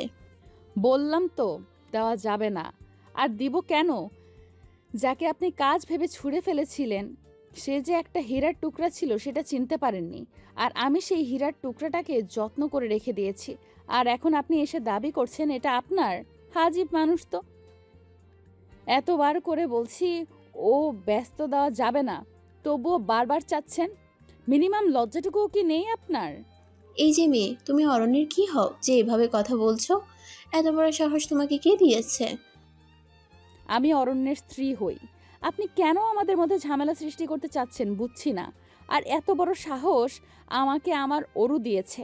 বারবার কেন কল দিয়ে বিরক্ত করছেন? এত রাতে কেউ কল দেয়? জানেনই তো এটা স্বামী স্ত্রীর প্রাইভেট সময়। এমন সময় কল দিয়ে কেন বিরক্ত করছেন? রোমান্টিক সময় কল দিবেন না তো। ওরু ফোনটা বন্ধ করে দিতে চাইছিল, কিন্তু আমি ফোনটা ধরছি আপনাকে বোঝানোর জন্য। যেহেতু অরণ্য বিবাহিত, ওকে আর ডিস্টার্ব করবেন না প্লিজ। আমাদের মধ্যে ঝামেলা সৃষ্টি করবেন না। আমরা অনেক ভালো আছি, আমাদের ভালো থাকতে দিন। আপনি আপনার আকাশকে নিয়ে ভালো থাকেন, অন্যের সংসার ভাঙতে আসবেন না। আমাদের সুখের পথে কাটা হয়ে দাঁড়াবেন না। একের পর এক কথা ডালিয়া বলেই চলছিল, আর এইদিকে অরণ্য বেশ মজা নিচ্ছিল। আর ডালিয়ার মুখে এমন কথা শুনে অরণ্যেরও বেশ ভালো লাগছে। দুজনের ঝগড়া দেখে অরণ্য বেশ মজা নিচ্ছিল। ডালিয়ার কথা শুনে তো অরণ্য হেসে লুটপুটি খাচ্ছিল, কারণ মাবিহা কোনোভাবেই ডালিয়ার কথার সাথে পেরে উঠছিল না। অবশেষে ডালিয়ার কথার সাথে মাবিহা পেরে উঠতে না পেরে মাবিহা বলল, আমি তোমাকে দেখে নিব মেয়ে। সে আপনি যা করার করেন, এখন ফোনটা কেটে আমাদের রোম্যান্স করার সুযোগ করে দিন। মাবিহা রেগে মেগে ফোন কেটে দিল। আর ডালিয়া ফোন রাখার পর স্বস্তির নিঃশ্বাস ফেললো আর বলল, আমি যে ওনাকে আপনার বউ বলে পরিচয় দিয়েছি, আপনি রাগ করেননি তো? আরে আমি অনেক খুশি হয়েছি, আমি তো চাচ্ছিলামই তুমি এমন বলো। তুমি তো পুরো ফাটিয়ে দিয়েছো ডালু। ডালিয়া এবার লজ্জা পেয়ে মাথা নিচু করে বলল, আমি যাই তাহলে, আপনি ঘুমান। এই বলে যেতে নিল। অরণ্য ডালিয়ার শাড়ির আঁচলটাই ধরে টেনে বুকের কাছে এনে বলল, একটু আমার কাছে থেকে যাও। কেন, কি করবেন? কিছুই করব না, সারা রাত তোমাকে দেখব, তোমার কপালে একটা চুমু এঁকে দিব, জানালা দিয়ে জ্যোৎস্না রাতের চাঁদটা উপভোগ করব। এখন একটা বকুল ফুলের মালা থাকলে ভালো হতো। বকুল ফুলের মালা দিয়ে কি করবেন? বকুল ফুলের মালাটা দিয়ে তোমার গলায় পরিয়ে তোমার গলা থেকে বকুল ফুলের ঘ্রাণটা উপভোগ করতাম। তারপর কি করতেন? তারপর তোমাকে এভাবে জড়িয়ে ধরে রাখতাম। এবার ডালিয়া বেশ লজ্জা পেল। লজ্জায় যেন লাল হয়ে গেল। ডালিয়ার লজ্জা পেতে দেখে অরণ্য বেশ উপভোগ করলো আর বলল, যাও এবার নিজের ঘরে গিয়ে ঘুমাও, কালকে আমার নতুন জয়েন, সকাল সকাল উঠতে হবে। কিন্তু সকালে কি খেয়ে যাবেন বলুন? তুমি তোমার ইচ্ছা মতো কিছু রান্না করো। আচ্ছা। এই বলে ডালিয়ার রুমে চলে গেল। ডালিয়ার রুমে এসে অরণ্যের কথা ভাবতে লাগলো। কত মায়াভরা অরণ্যের বুকটা, সবকিছু যেন ডালিয়ার স্বপ্ন মনে হচ্ছিল। এইসব ভাবতে ভাবতে ডালিয়া ঘুমিয়ে গেল। পরদিন খুব সকালে ডালিয়া ঘুম থেকে উঠে রান্না শুরু করে দিল। রহমত চাচা এসে বলল, চাচা তুমি যাও তো, এতদিন অনেক করেছো, এবার আমাকে করতে দাও। চুপ করে গিয়ে বসে থাকো, আরেকবার কাজ করতে চাইলে কিন্তু ভালো হবে না। পাগলি একটা, এমনভাবে শাসন করছে যেন আমার মা হয়। মা কথাটা শুনেই ডালিয়ার চোখের জল ছলছল করতে লাগলো। এইভাবে তার বাবাও কোনোদিন আপন করে কথা বলেনি। আর রহমত চাচা কত আপন করেই না কথা বলছে। রহমত চাচা ডালিয়ার চোখে জল দেখে বলল, কে মা, কাঁদছিস কেন? তোকে কি আমি কষ্ট দিয়েছি? মা বলেছি বলে রাগ করেছিস? রহমত চাচা, এই চোখের পানি যে সুখের। তুমি যে ভালোবেসে মা ডেকেছো, কতটা খুশি হয়েছি বলে বোঝাতে পারবো না। আজ থেকে তুমি আমার চাচা না, বাবা। আমিও তোমাকে বাবা বলেই ডাকবো। তোমার মতো করে আমার বাবাও আমাকে ভালোবাসেনি। রহমত চাচা একরাশ হাসি দিয়ে বলল, আমার লক্ষ্মী মা তুই, তোর যা মন চাই ডাকিস। তোর মতো লক্ষ্মী মেয়ের বাবা হতে পেরে সে আমি খুব খুশি। রান্না কি শেষ করেছিস নাকি আরও বাকি? শেষ চাচা, এবার শুধু টেবিলে দেওয়ার পালা। হঠাৎ ডালিয়া শুনতে পেল অরণ্য তাকে ডাকছে। ডালু, ডালু কোথায় তুমি? আসতেছি। কিন্তু কেন? আমার মানিব্যাগ আর ঘড়িটা কোথায়? ড্রেসিং টেবিলের উপরে দেখুন। পাচ্ছি না তো, তুমি এসে দিয়ে যাও। ডালিয়া দৌড়ে উপরে গেল। ওপরে গিয়ে দেখলো মানিব্যাগ আর ঘড়ি ড্রেসিং টেবিলের সামনেই আছে। কিছুটা অভিমানীর রাগে চোখ নিয়ে মানিব্যাগ আর ঘড়িটা দিয়ে বলল, এখানেই তো আছে, তাহলে না করলেন যে? জানি আছে, কিন্তু আমি চাই ঘড়িটা তুমি পরিয়ে দাও, তাই আসতে বলেছি। এখন তাড়াতাড়ি ঘড়ি পরিয়ে দাও তো। আপনি যে মাঝে মাঝে কি করেন বুঝি না, বাচ্চাদের মতো আচরণ করেন একদম। তুমি জানো আমি কত সিনিয়র তোমার, আবার তুমি আমাকে বাচ্চা বলো? 16 বছরের একটা পুচকি মেয়ে আমাকে বাচ্চা বলে? সাহস কত! হা হা হা। সে আপনি যাই বলেন, মাঝে মাঝে আপনাকে আমার বাচ্চাই মনে হয়। হয়েছে হয়েছে, তোমার সাথে কথা বলে আমি পারবো না। এবার পাকা পাকা কথা রেখে আমাকে ঘড়িটা পরিয়ে দাও তাড়াতাড়ি। এত বকবক করতে পারে? কি আমি বকবক করি? আর কথা বলবো না। অরণ্য ডালিয়াকে টেনে বুকের কাছে এনে বলল। তুমি কথা না বললে যে আমিই মরে যাব। ডালিয়া অরণ্যের মুখটা চেপে ধরে বলল, মরার কথা বললে কিন্তু আমি সত্যি কথা বলবো না। আপনি মরে যাবেন আমার আগে, এটা আমি ভাবতেও পারি না। এ কথা আর বলবেন না। কথাটা বলে ডালিয়া একদম কেঁদে দিল। অরণ্য ডালিয়াকে শক্ত করে জড়িয়ে ধরে বলল, পাগলি মেয়ে এভাবে কাঁদে না, মরতে তো হবেই সবাইকে। আচ্ছা সরি, আমি আর এ কথা বলবো না। ডালিয়া অরণ্যের দিকে এবার অভিমানী চোখ নিয়ে তাকিয়ে বলল, কান ধরেন তাহলে, কান ধরে সরি বলেন। সত্যিই কি কান ধরতে হবে? আজকে মাফ করে দেওয়া যায় না? কোনো মাফ নেই, কান ধরেন। অতঃপর অরণ্য কান ধরে মুচকে হাসি দিয়ে বলল, আমি আর এমন কথা বলবো না। আমি আমার ডালুকে আর কষ্ট দেব না। আমার ডালুকে সব সময় খুশি রাখার চেষ্টা করব। এবার ডালু রানী আমার ঘড়িটা পরিয়ে দিন, না হয় অফিসে যেতে লেট হবে যে। ডালিয়া মুখের কোণে একরাশ হাসি নিয়ে অরণ্যকে ঘড়িটা পরিয়ে দিয়ে বলল। এত তাড়াহুড়ার কি আছে? ডালিয়াও নিচে গেল। রান্নাঘর থেকে খাবার নিয়ে এসে টেবিলে দিতে লাগলো। হুট করে রান্নাঘর থেকে আসার সময় ডালিয়া পা পিছলে পড়ে গেল। অরণ্য খেয়াল করলো ডালিয়া পড়ে আছে। তাড়াতাড়ি ডালিয়ার কাছে গেল। ডালিয়াকে রাগী কণ্ঠে বলল, কাজ করবা আস্তে ধীরে। এখন যদি কিছু হতো, ওঠো আমার কাঁধে ভর করে। ডালিয়া অরণ্যের ঝাড়ি শুনে একটু মন খারাপ করলো। অরণ্যের কাছে ভর করে উঠে চুপ করে দাঁড়িয়ে রইল। অরণ্য বুঝতে পেরেছে ডালিয়া অভিমান করেছে, তাই ডালিয়াকে বলল, হয়েছে হয়েছে, আর এইভাবে মন খারাপ করে দাঁড়িয়ে থাকতে হবে না। তুমি যদি পরে ব্যথা পেতে, তাহলে কে ভুগতো, আমি নাকি তুমি? এখানে বসো, আজকে একসাথে খাবো। আপনি খান, আমি পরে খেয়ে নিব। একটা মাইট দিব, তাড়াতাড়ি বসো। অরণ্য ডালিয়াকে টেনে চেয়ারে বসিয়ে খাইয়ে দিল। ডালিয়া যেন স্বপ্নের সাগরে ভাসতে লাগলো। ভাবতে লাগলো এত সুখ তার কপালে সইবে তো, নাকি আবার সব সুখ ফিকে হয়ে যাবে। খাওয়া শেষে ডালিয়া অরণ্যকে জিজ্ঞেস করলো, আপনি কখন আসবেন? আজকে তাড়াতাড়ি চলে আসবো, তুমি রেডি থেকো। বিকেলে ঘুরতে যাব। কোথায় যাবে বলো তো? ডালিয়া অনেক ভেবে উত্তর দিল। শিশু পার্কে যাব। অরণ্য ডালিয়ার কথা শুনে হাসতে হাসতে উত্তর দিল। এত জায়গা থাকতে শিশু পার্কে কেন? আমার খুব ইচ্ছা ছিল শিশু পার্কে যাওয়ার, কিন্তু বাবা ব্যস্ত থাকায় কখনো যেতে পারিনি। আর এরপরে মা মরে যাওয়ার পর তো জীবনই পাল্টে গেল। শিশু পার্ক যাবো কীভাবে? এই জন্যই বললাম, না নিয়ে যেতে পারলে থাক। হয়েছে, মুখ ভার করে রাখতে হবে না, আমি এসেই নিয়ে যাব। রেডি হয়ে থেকো।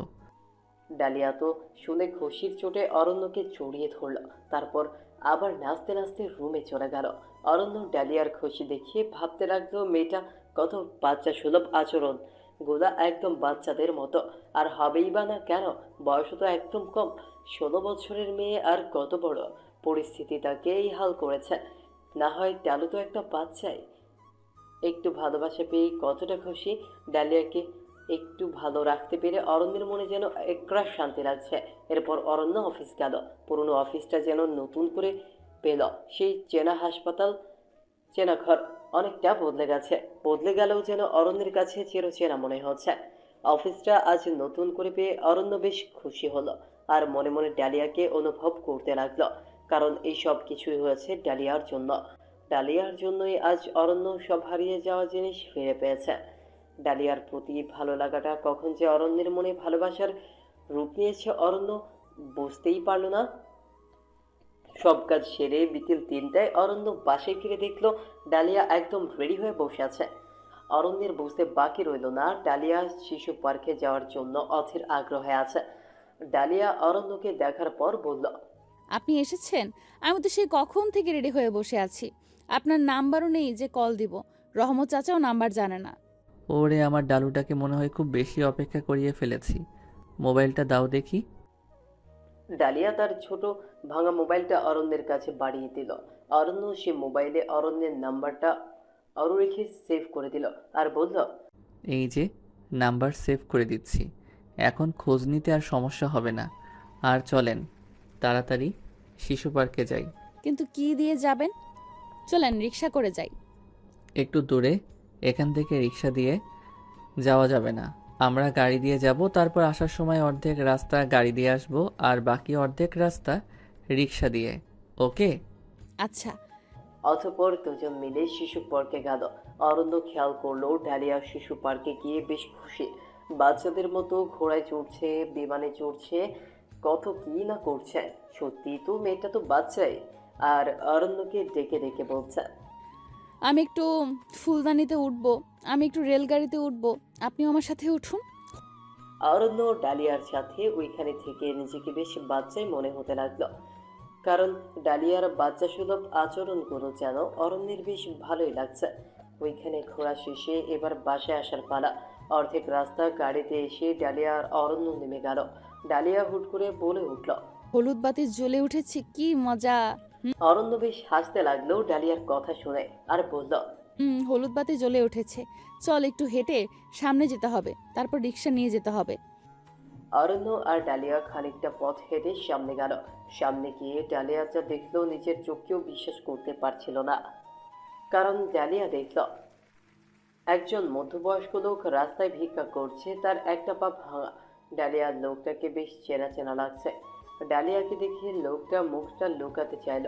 ডালিয়ার লোকটাকে ভালো করে খেয়াল করে দেখলো এ আর কেউ নয়, এ যে তার বাবা। কিন্তু তার বাবার এই হাল হলো কিভাবে? ডালিয়া ছটপট বাবার হাতটা ধরে বলল, বাবা তুমি এখানে কেন? তোমার এ হাল কেন? এইভাবে এখানে বসে আছো কেন? তোমার কি হয়েছে বাবা? তুমি এভাবে ভিক্ষা করছো কেন? তোমার পা ভাঙছে কিভাবে? বাবা কথা বলছো না কেন? কথা বলো। কে তুমি আমাকে বাবা বলে রাখছো? আমি কারো বাবা না, আমি তোমাকে চিনি না। বাবা ভালো করে দেখো, আমি তোমার ডালিয়া। কতদিন পর তোমাকে দেখলাম। আমার ডালিয়া নামে কোনো মেয়ে নাই, আমি তোমাকে চিনি না। তুমি এখান থেকে যাও তো মা। বাবা এমন করে বলো না, আমার সাথে চলো তুমি, তোমাকে রেখে যাব না আমি। বললাম তো আমি কারো বাবা না। এই যে সাহেব, আপনার কে হয় উনি? চাচা আমার বউ হয়। আপনি আপনার বউকে নিয়ে যান, হয়তো উনি ওনার বাবার চেহারা গুলিয়ে ফেলেছে। আমার কোনো মেয়ে নাই।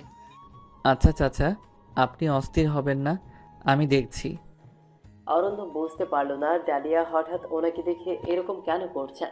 তাই ডালিয়াকে বলল, দেখো ডালু, উনি তো বললো তোমাকে চিনে না, হয়তো তোমার ভুল হচ্ছে। চলো এবার বাসায় চলো। না অরু, আমার ভুল হচ্ছে না, উনিই আমার বাবা। আচ্ছা ডালু, এবার চলো বাসায় যাই। উনি তো যেতে চাচ্ছে না, আমরা পরে একদিন আসবো নে। এই বলে অরণ্য ডালিয়াকে চেপে ধরে রিকশায় তুলল।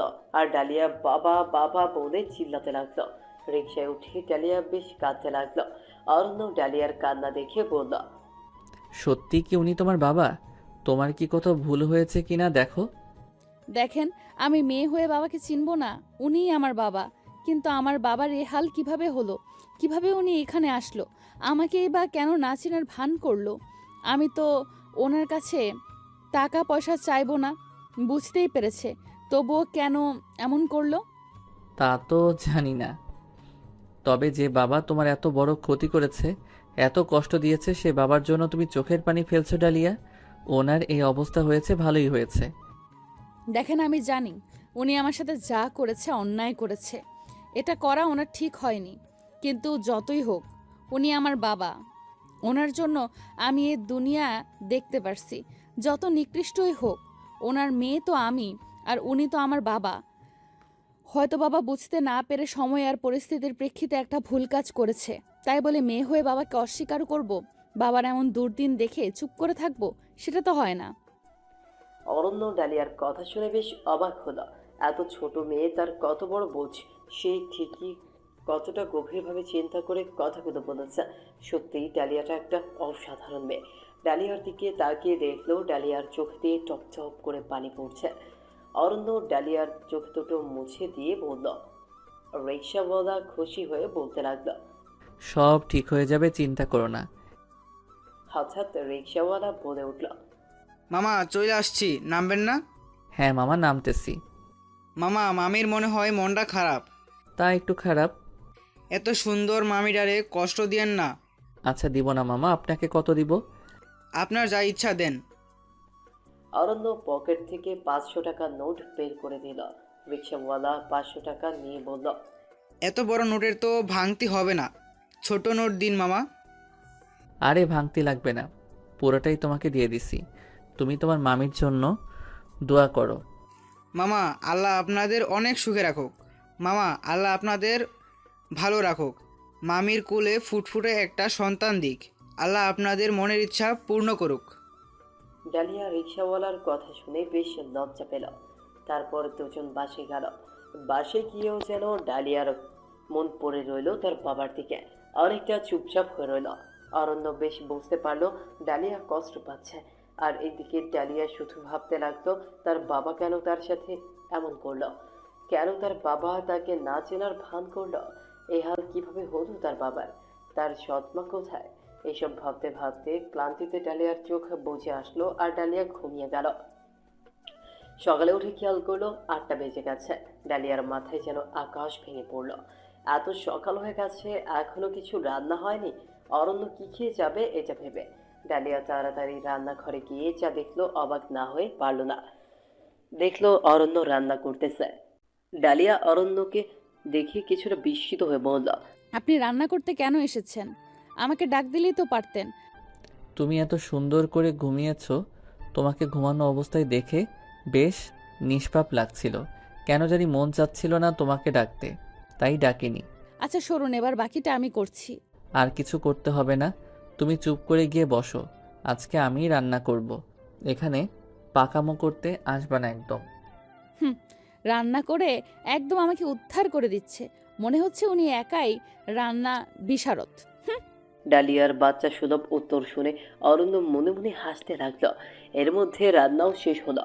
তারপর টেবিলে গোছাতে যাবে, ঠিক এই মুহূর্তেই ডালিয়া বলল, এবার টেবিলটা গোছাতে আমাকে দিন। আমি রান্না করতে পারছি, টেবিলও গুছাতে পারবো, তুমি চুপচাপ বসে দেখো শুধু।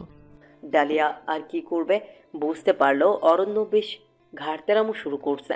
তাই সে বসে বসে অরণ্যের কাণ্ড দেখতে লাগলো। হঠাৎ টুংটাং কলিং বেলের আওয়াজ হলো। রান্নাঘর থেকে অরণ্য পড়ে উঠল। ডালু দেখো তো কে এসেছে। হ্যাঁ, আমি দেখতেছি। এই বলে ডালিয়া দরজা খুলে দেখলো একটা মেয়ে দাঁড়ানো। মেয়েটা বেশ সুন্দরী। ডালিয়া মেয়েটাকে জিজ্ঞেস করলো, আপনি কে? ওরও তো রান্নাঘরে, কিন্তু আপনি কে? পরিচয় না দিয়ে ঢুকে পড়ছেন কেন? আগে তো বলবেন আপনি কে। অরণ্য রান্নাঘর থেকে বলতে লাগলো। কি হলো ডালু, কে এসেছে? এত কথা কিসের? জানি না, আপনি এসে দেখেন তো কে এসেছে। দাঁড়াও, আমি আসতেছি। ওনাকে বসতে বলো। অরণ্য রান্নাঘর থেকে এসে চমকে গেল, কারণ অরণ্য খেয়াল করলো মাবিহা এসেছে। মাবিহাকে দেখে অরণ্য বেশ চটেও গেল। মাবিহাকে বলল। তুমি এখানে কি করতে এসেছো মাবিহা? অরণ্য, আমি তোমার কাছে এসেছি, তুমি আমাকে ফিরিয়ে দিও না। মাবিহা প্লিজ তুমি চলে যাও এখন, তোমাকে মেনে নেওয়া আমার পক্ষে সম্ভব না। প্লিজ যাও। অরণ্য, আমার কথাটা শোনো। কোনো কথা শুনবো না, যাও তো এখান থেকে। পাশ থেকে ডালিয়া বলে উঠল। উনি কি বলতে চায় একবার শোনেন। মাবিহা ডালিয়ার কথা শুনে আরো চটে গেল আর বলল। এই মেয়ে, আমাদের মধ্যে কথা বলার তুমি কে? তোমাকে এত বড় সাহস কে দিয়েছে এভাবে কথা বলার? তুমি সেই মেয়েটা যে অরণ্যের মাথা খেয়েছে। ডালিয়াকে এইভাবে অপমান করতে দেখে অরণ্য আরো রেগে গেল আর বলল। ও ডালিয়া, ডালিয়ার সাথে ভদ্র ভাষায় কথা বলো। তোমাকে এত বড় সাহস কে দিয়েছে ওকে অপমান করার? আর শোনো, ও আমার স্ত্রী। পাশ থেকে ডালিয়া কি জানি বলতে চাইছিল, তখন অরণ্য ডালিয়ার গালে একটা কষে চর বসিয়ে বলল। আমাদের কথার মাঝখানে এখন তুমি কোনো কথা বলবা না। আর মাবিহা, দেখছো তো তোমার জন্য ডালুর সাথে আমার ঝামেলা হচ্ছে। আমাদের সুখের সংসারটা নষ্ট করে দিও না প্লিজ। আমাকে মুক্তি দাও। আমি তোমাকে আর ভালোবাসি না। ভালোবাসা কি জোর করে হয় বলো? তুমি যেদিন আকাশের সাথে চলে গিয়েছিলে সেদিন তো আমি তোমাকে কোনো বাধা দেইনি, জোর করে তোমাকে পেতে চাইনি। তবে আজকে কেন তুমি আমাকে জোর করতেছো? আমার আর ডালিয়ার জীবনে জটিলতা সৃষ্টি করতেছো। তোমার জন্য ডালিয়ার গায়ে হাত তুললাম। প্লিজ মাবিহা, আমাকে ক্ষমা করে দাও। আমাদের দাম্পত্য জীবনটা নষ্ট করো না। তুমি চলে যাও। অরণ্যের কথা শুনে মাবিহার চোখের জল ছলছল করতে লাগলো। বুঝতে পারলো তার অরণ্য এখন ডালিয়ার হয়ে গেছে, তার অরণ্য এখন আর তার নেই। কিছুটা লজ্জিত আর অনুতপ্ত হলো আর বলল। অরণ্য, আমি সরি। আমি বুঝতে পারিনি যে তুমি আমাকে এভাবে পর করে দিয়েছো। বুঝতে পারিনি তুমি আর আমার অরণ্য নেই। তুমি এখন ডালিয়ার হয়ে গেছো, এটা ভাবতেও পারিনি। আর তোমার জীবনে কাটা হয়ে দাঁড়াবো না। যে ভুল আমি করেছি তার শাস্তি তো আমাকে পেতেই হবে। তোমরা দুজনে ভালো থাকো। আর ডালিয়া, অনেক কষ্ট নিও না। তোমাদের মাঝে এভাবে আসা আমার ঠিক হয়নি। এই বলে মাবিহা কাঁদতে কাঁদতে চলে গেল। আর ডালিয়াও চরটা খেয়ে বেশ অভিমান নিয়ে রুমে গেল আর কাঁদতে লাগলো। কিছুক্ষণ পর ডালিয়া খেয়াল করলো অরণ্য এসেছে। অরণ্যকে দেখে যেন ডালিয়ার অভিমানের পাল্লাটা আরো ভারী হলো। ডালিয়া তার মুখটা অন্যদিকে ঘুরিয়ে নিল। অরণ্য ডালিয়াকে এইদিকে টেনে নিচের দিকে মুখ ফিরিয়ে বলল। ডালু সরি, এভাবে চড় দেওয়াটা ঠিক হয়নি। এভাবে চড় না দিলে তো তুমি বলেই ফেলতে যে তুমি আমার স্ত্রী না। ডালিয়া অভিমানী কণ্ঠে জিজ্ঞেস করলো। আপনি জানলেন কিভাবে যে আমি এটাই বলবো? আমি তোমার মনের কথা বুঝি, কিন্তু তুমি মাবিহার পক্ষ টানতেছিলে কেন? কারণ আপনি মাহিবাকে ভালোবাসেন। আমি চেয়েছিলাম মাহিবার সাথে যেন আপনার সব ঠিক হয়ে যায়। কে বলেছে আমি মাবিহাকে ভালোবাসি? আমার মনে হলো। তুমি ভুল জান, আমি মাবিহাকে ভালোবাসি না। কিন্তু সরি, তোমাকে এভাবে চড় দেওয়াটা ঠিক হয়নি। রাগ করো না। অরণ্যের আদর পেয়ে ডালিয়ার অভিমানটা যেন আরো বেড়ে গেল। ডালিয়া এবার কেঁদেই দিল। অরণ্য ডালিয়াকে বুকে টেনে নিয়ে জড়িয়ে ধরে বলল। আমার পাগলিটাকে অনেক কষ্ট দিয়ে ফেলছি। আমার পাগলিটা, কান্না করো না। আর এমন ভুল হবে না। আমার পাগলিটা যা বলবে তাই করব। কান্নাটাও থামাও প্লিজ। তুমি কাঁদলে যে আমার ভালো লাগে না। প্লিজ কেঁদো না। এখন আর আদর করে কথা বলতে হবে না। চট দেওয়ার সময় হুঁশ ছিল না।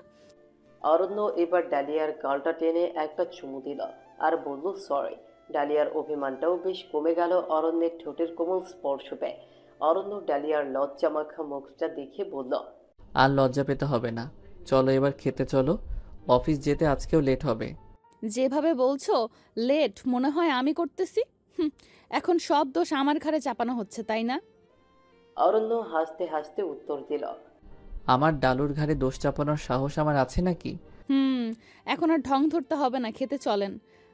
না হয় আর আজকে অফিসে যাওয়া লাগবে না। তারপর দুজন মিলে খেতে গেল। খাওয়া শেষে অরণ্য হাসপাতালে গেল আর ডালিয়া ঘরের কাজ করতে লাগলো। ডালিয়া কাজ করতে করতে খেয়াল করলো সন্ধ্যা হয়ে গেছে, কিন্তু অরণ্যের আসার কথা ছিল 5টায়, এখনো আসেনি। 7টা বেজে গেছে, এখনো কেন আসছে না ডালিয়া বুঝতে পারছিল না।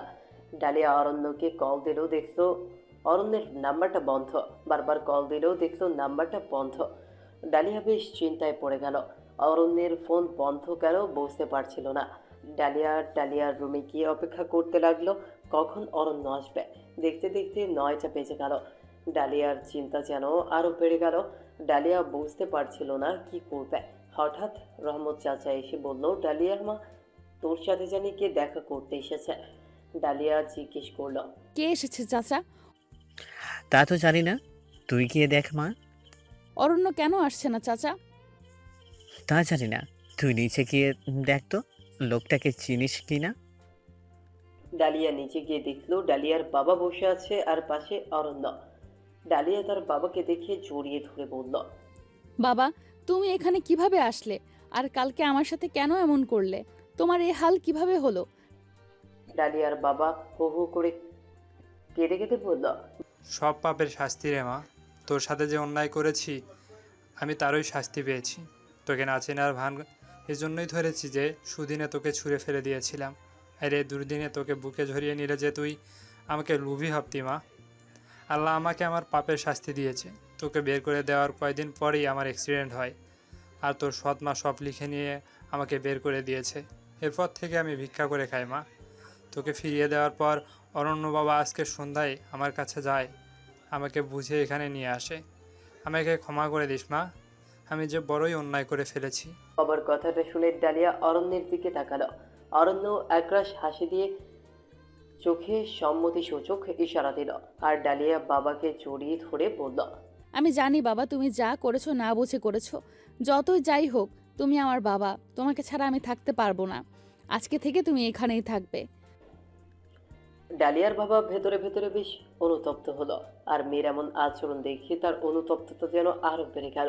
তার ভুল বুঝতে পেরে নিজের ভেতরের কষ্টের ভারটা যেন আরো বেশি বেড়ে গেল। তার ভুল বুঝতে পেরে ভেতরের কষ্টের ভারটা যেন আরো বেড়ে গেল, আর মেয়ে বাবা মিলে একে অপরকে জড়িয়ে ধরে কাঁদতে লাগলো। অতঃপর ডালিয়ার বাবা এখানেই রয়ে গেল। রহমত চাচা ডালিয়ার বাবাকে রুমে দেখিয়ে দিল আর খাবার খেতে দিল, আর ডালিয়া অরণ্যকে বলল। আগে রুমে চলো, তোমার খবর আছে। অরণ্য হাসতে হাসতে রুমে গেল আর ডালিয়াকে জড়িয়ে ধরে বলল। তা মহারানী বলেন কি করবেন আমাকে? ডালিয়া অরণ্যের হাতটা ছুটিয়ে বলল, আপনার ফোন বন্ধ ছিল কেন? আপনি জানেন না আমার আপনাকে নিয়ে চিন্তা হয়? আর কখনো এমন করবেন? ইচ্ছা করেই বন্ধ করেছি, ইচ্ছে করে বন্ধ করেছেন মানে? যাতে তোমাকে সারপ্রাইজ দিতে পারি। আমার আর কোনো সারপ্রাইজ লাগবে না, আর এমন করবেন না। আচ্ছা বাবা, আর করব না। এবার রাগ দেখানো অফ করে খাবার রেডি করো, অনেক ক্ষুধা লাগছে। সারাদিন তো খালি রাগ দেখাও। কি আমি রাগ দেখাই, তাই না? এই আপনি যে কুকামগুলো করেন সেটার বেলায় কিচ্ছু না। থাক, আর বিস্ফোরণ ঘটাতে হবে না, আমারই দোষ। এবার খুশি? খেতে দাও তাড়াতাড়ি। আচ্ছা, আপনি ফ্রেশ হয়ে নিচে আসুন, আমি খাবার রেডি করছি। এভাবে অরণ্য আর ডালিয়ার সম্পর্কটা আস্তে আস্তে ভালোবাসায় রূপ নিল। মাবিহাও আর এর মধ্যে ঝামেলা করেনি, কারণ মাবিহাও তার কাজের জন্য লজ্জিত। আর এদিকে অরণ্য আর ডালিয়ার সম্পর্কটা বেশ জমে গেল। অরণ্য চিন্তা করলো ডালিয়াকে বিয়ে করবে, কিন্তু হঠাৎ একদিন রহমত চাচা এসে ডালিয়ার অরণ্যকে বলল। কে জানিয়ে এসেছে ডালিয়ারে খোঁজ করতে? অরণ্য বাবা আর ডালিয়া মা নিচে গিয়ে দেখে এসো তো। অরণ্য আর ডালিয়া তখন বসে গল্প করছিল, আর অরণ্য মনে মনে ভাবছিল আজকে ডালিয়াকে প্রপোজ করবে। আর ডালিয়াকে প্রপোজ করতে নিয়েছিল ঠিক এই মুহূর্তে। চাচার এই কথা শুনে ডালিয়া আর অরণ্য নিচে গেল। নিচে গিয়ে অরণ্য খেয়াল করলো একটা মধ্যবয়স্ক অপরিচিত লোক এসেছে। অরণ্য লোকটাকে ঠিক চিনতে পারলো না, তাই অরণ্য লোকটাকে জিজ্ঞেস করলো। আপনি কে? এখানে কি জন্য? আপনাকে তো ঠিক চিনতে পারলাম না। অপরদিকে ডালিয়া লোকটাকে দেখে ভয়ে মুচড়ে গেল, কারণ লোকটা আর কেউ না, লোকটা তার প্রাক্তন স্বামী। লোকটা ডালিয়াকে দেখে বলল।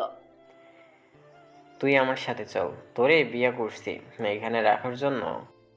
লোকটাকে ডালিয়ার সাথে এইভাবে কথা বলতে দেখে বেশ রেগে গেল অরণ্য। লোকটাকে রাগী কণ্ঠে জবাব দিল। কে আপনি? এখানে এসে এভাবে অসভ্যতা করছেন যে? আপনার তো সাহস কম না, আমার বাড়িতে এসে আমার বউয়ের সাথে অসভ্য ভাষায় কথা বলছেন? লোকটা এবার বিদঘুটে হাসি দিয়ে জবাব দিল। আপনার বউ কি করে হয়? একে তো আমি 2 বছর আগে বিয়ে করছিলাম। এ আমার বউ, আপনি কি জিজ্ঞাসা করেন? আমাদের এখনো ডিভোর্সও হয়নি। আমার বউয়ের সাথে আমার যেভাবে ইচ্ছা আমি সেভাবে কথা বলবো, তাতে তোর কি? আমি আমার বউকে নিয়ে যেতে এসেছি, তোর বাপের কি তাতে? অরণ্য লোকটার কথা শুনে বুঝতে পারলো এ আর কেউ না, এই ডালিয়ার প্রাক্তন স্বামী। এবার অরণ্য আরো রেগে গেল। অরণ্যের রক্ত যেন মাথায় চড়ে গেল। অরণ্য কিছু বলার আগে লোকটা ডালিয়ার হাত ধরে বলল। ডালিয়া হাতটা ছোটানোর চেষ্টা করলো, কিন্তু শক্তির সাথে পেরে উঠছিল না। তাই চিল্লাই চিল্লাই বলতে লাগলো। আমাকে ছাড়েন, আমি আপনার সাথে কোথাও যাব না, আমার হাত ছাড়েন। অরণ্য লোকটার কাণ্ড দেখে রেগে মেগে বলল। ডালিয়ার হাত ছাড়ুন বলছি, তা না হলে ভালো হবে না বলছি। লোকটা আবারও বিদঘুটে হাসি দিয়ে বলল। আমার বউকে আমি ধরেছি, তাতে তোর কি? আমি ছাড়বো না। ডালিয়াকে আমার সাথে করে নিয়ে যাব। বেশি তেড়িবেড়ি করলে অন্যর বউ অপহরণ করার মামলা ঢুকিয়ে দিব কিন্তু। হাত ছাড়ুন ডালিয়ার, না হয় ভালো হবে না। ছাড়বো না হাত। ডালিয়া আমার বউ, তুই কি করবি কর। এই বলে ডালিয়ার হাত টেনে নিয়ে যেতে চাইল। অরণ্য বেশ রেগে ডালিয়াকে ওই লোকটার হাত থেকে ছুটিয়ে লোকটাকে কষিয়ে চড় মারলো আর বলল। আনোয়ার বেহায়া নির্লজ্জ কাপুরুষ, লজ্জা লাগে না ডালিয়াকে বউয়ের পরিচয় দিতে? বাপের বয়সী হয়ে একটা মেয়ের বয়সী মেয়েকে বিয়ে করেছিস, আমারে মামলার ভয় দেখাস? 14 বছর বয়সী মেয়েকে বিয়ে করে বাল্যবিবাহ করেছিস, বিয়ের রাতে নিজের স্ত্রীকে অন্য পুরুষ দিয়ে ধর্ষণ করাইছিস, নিজের বউরে নিজে ধর্ষণ করছিস। কুত্তার বাচ্চা, তুই তো একটা ধর্ষক। তারপর নিজের বউরে পতিতা পল্লীতে বিক্রি করে দিছিস, তুই তো একটা পাচারকারী। তুই আমার নামে কি মামলা করবি? আমি তোর নামে এখন বাল্যবিবাহ করার, পাচার করার আর ধর্ষণের মামলা করুম, দেখি তুই কিভাবে বাঁচিস। এইসব বলে লোকটাকে অরণ্য আরো কয়েকটা কিল ঘুষি দিল। তারপর পুলিশকে ফোন দিল। পুলিশ তাৎক্ষণিক এসে বলল। জি অরণ্য সাহেব বলেন। এই যে, এই লোকটাকে ধরে নিয়ে যান, আপনাকে তো ফোনে সব জানিয়েছি। এই লোকটার কাহিনী, একে কঠোর শাস্তি দেওয়ার ব্যবস্থা করুন। ধন্যবাদ অরণ্য সাহেব, আমরা ওকে নিয়ে যাচ্ছি। আপনি সময় করে একবার থানায় এসে ফাইল করে যায়েন, আর আমরা লোকটার নামে চার্জশিট রেডি করে রাখব। আপনাকেও ধন্যবাদ। তারপর পুলিশগুলো লোকটাকে ধরে নিয়ে গেল। ডালিয়া শুধু নীরব দর্শকের মতো সবটা দেখল। ডালিয়ার চোখের জল যেন ছলছল করে পড়তে লাগলো। অরণ্য ডালিয়াকে কাছে টেনে বলল। ভয় পেও না, আমি থাকতে তোমার কিছু হবে না। ডালিয়া চুপ করে সব শুনল। অরণ্যের প্রতি আরো মুগ্ধ হয়ে গেল।